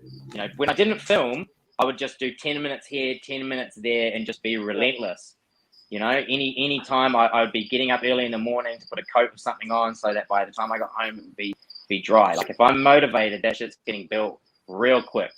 But the filming just it's hard. It's hard to find the, I don't know. Honestly, it's kind of stripped the passion of the build out of it a little bit. Yeah. You know, like it's I get that. I'm sort of going through it at the moment, where it's like I know what I want to achieve over this next 2-week break, and I reckon I can do it if I don't film. But if I do film, it get done. So yeah, it's kind of a way up. Like what's better, like the journey or the finished product? And at the end of the day, I think when we do all of this and we say like I don't know about you, but when I get new animals, I put them in a really stock standard, basic enclosure. It's not pretty, basic things, and I remove things and put things in to see what it does and how it climbs and what it can do, what it can't do, what it falls off, how big of a water dish it likes, all these sorts of things I test out, so that when it comes time to build the enclosure, I know that the animal's going to be able to use it or interact with it. But you think like, it's like, okay, I get the animal, I put it in a quarantine enclosure, I start building the box that it's going to go in, and then it's long because I'm trying to film it, and meanwhile, like the quarantine's up like 5-6 weeks or so, and then I haven't finished, and now we're at 3 months, and the animal's still in this little box because I'm trying to, you know, be a YouTube star or some shit. Do you know what I mean? It's like at the end of the day, what's more important, the animal or views? And I really starting to think that, well, not starting, but I really think that the animal is more important. And if you can't execute your enclosure within a short amount of time, then your heart's not really in the right spot. Yeah. The internal dilemma I am facing at the moment. Yep. I think the biggest thing that keeps you going on the YouTube thing is actually putting that video out and getting the response. You know, Yeah. showing that what you're doing is actually helping others, even though it's harder on yourself. Yeah. But in saying that, you don't have to film everything. Yeah, like, for sure. I film all of mine because I'm only doing once a month now. I was pumping them out in a week or 2 weeks so I could get them out, but I've really backed off, and just it is what it is now. I'm not pressing. Yeah, the response you get from the people is what definitely drives you to keep filming it. Yeah, for sure. If that's not there, then I wouldn't be doing it. So yeah, it must be hard when you're building a detailed enclosure, trying to think about the viewer's perspective who are going to be watching your video, and having to think about angles and all that sort of stuff. It's the lighting. The lighting is a nightmare. Like you put these bright LED lights on, and like this enclosure looks sort of, I don't know, sandy. But to me, it's got bright oranges and browns, and like you can't pick that up properly. It's crazy. So what about you, Darren? Have you got a favourite enclosure that you've worked on this year and a favourite from someone else that you've seen? Mine would probably be the Pelly enclosures, but one of my favourites that I've seen would be Cam's rainforest enclosure that he did, the triangular one. I thought that was really good. Yeah, that's my diamond one. Yeah. I really like the way you emulated the moss and all that sort of stuff. And I think that's going to be my next investment now in airbrush. I see Bunnings has got a good little kit there for sale. I'll have to give that a crack. Honestly, I've looked at the Bunnings ones, and I'll send you the link of this one that I bought off eBay. And yeah, all right. To me, I reckon it fits all over the Zito one at Bunnings, and it's basically the same price. So. All right, excellent. But yeah, I'll find the link and I'll send it through to the group chat for you. But definitely something that you don't like. I've never used an airbrush in my life, and I just bought this thing and just started mixing paints with water and tried to spray paint with it. So it's definitely not an easy thing to get used to, but it does give you a lot more options when you're trying to blend colours and things like that. I still go back to all the old ways that people do with the dry brushings or, paint washes and all this sort of stuff. I still do all of that. They've all got their place now. So, yeah, it's good to get those layers of colours. Yeah. What about you, Jason? Have you got a favourite one that you've put together or not put together yet? A few not put together yet, but no, I like the Boyd's one. I'm not a big fan of my backgrounding skills compared to a lot of the people on this chat, but yeah, we'll see how we go in the future with a few other ones that I've got lined up. But actually, my chameleon gecko one's coming along pretty well. That you did the background for. Got to finish that one off, which hopefully will be the next few days over the Chrissy break.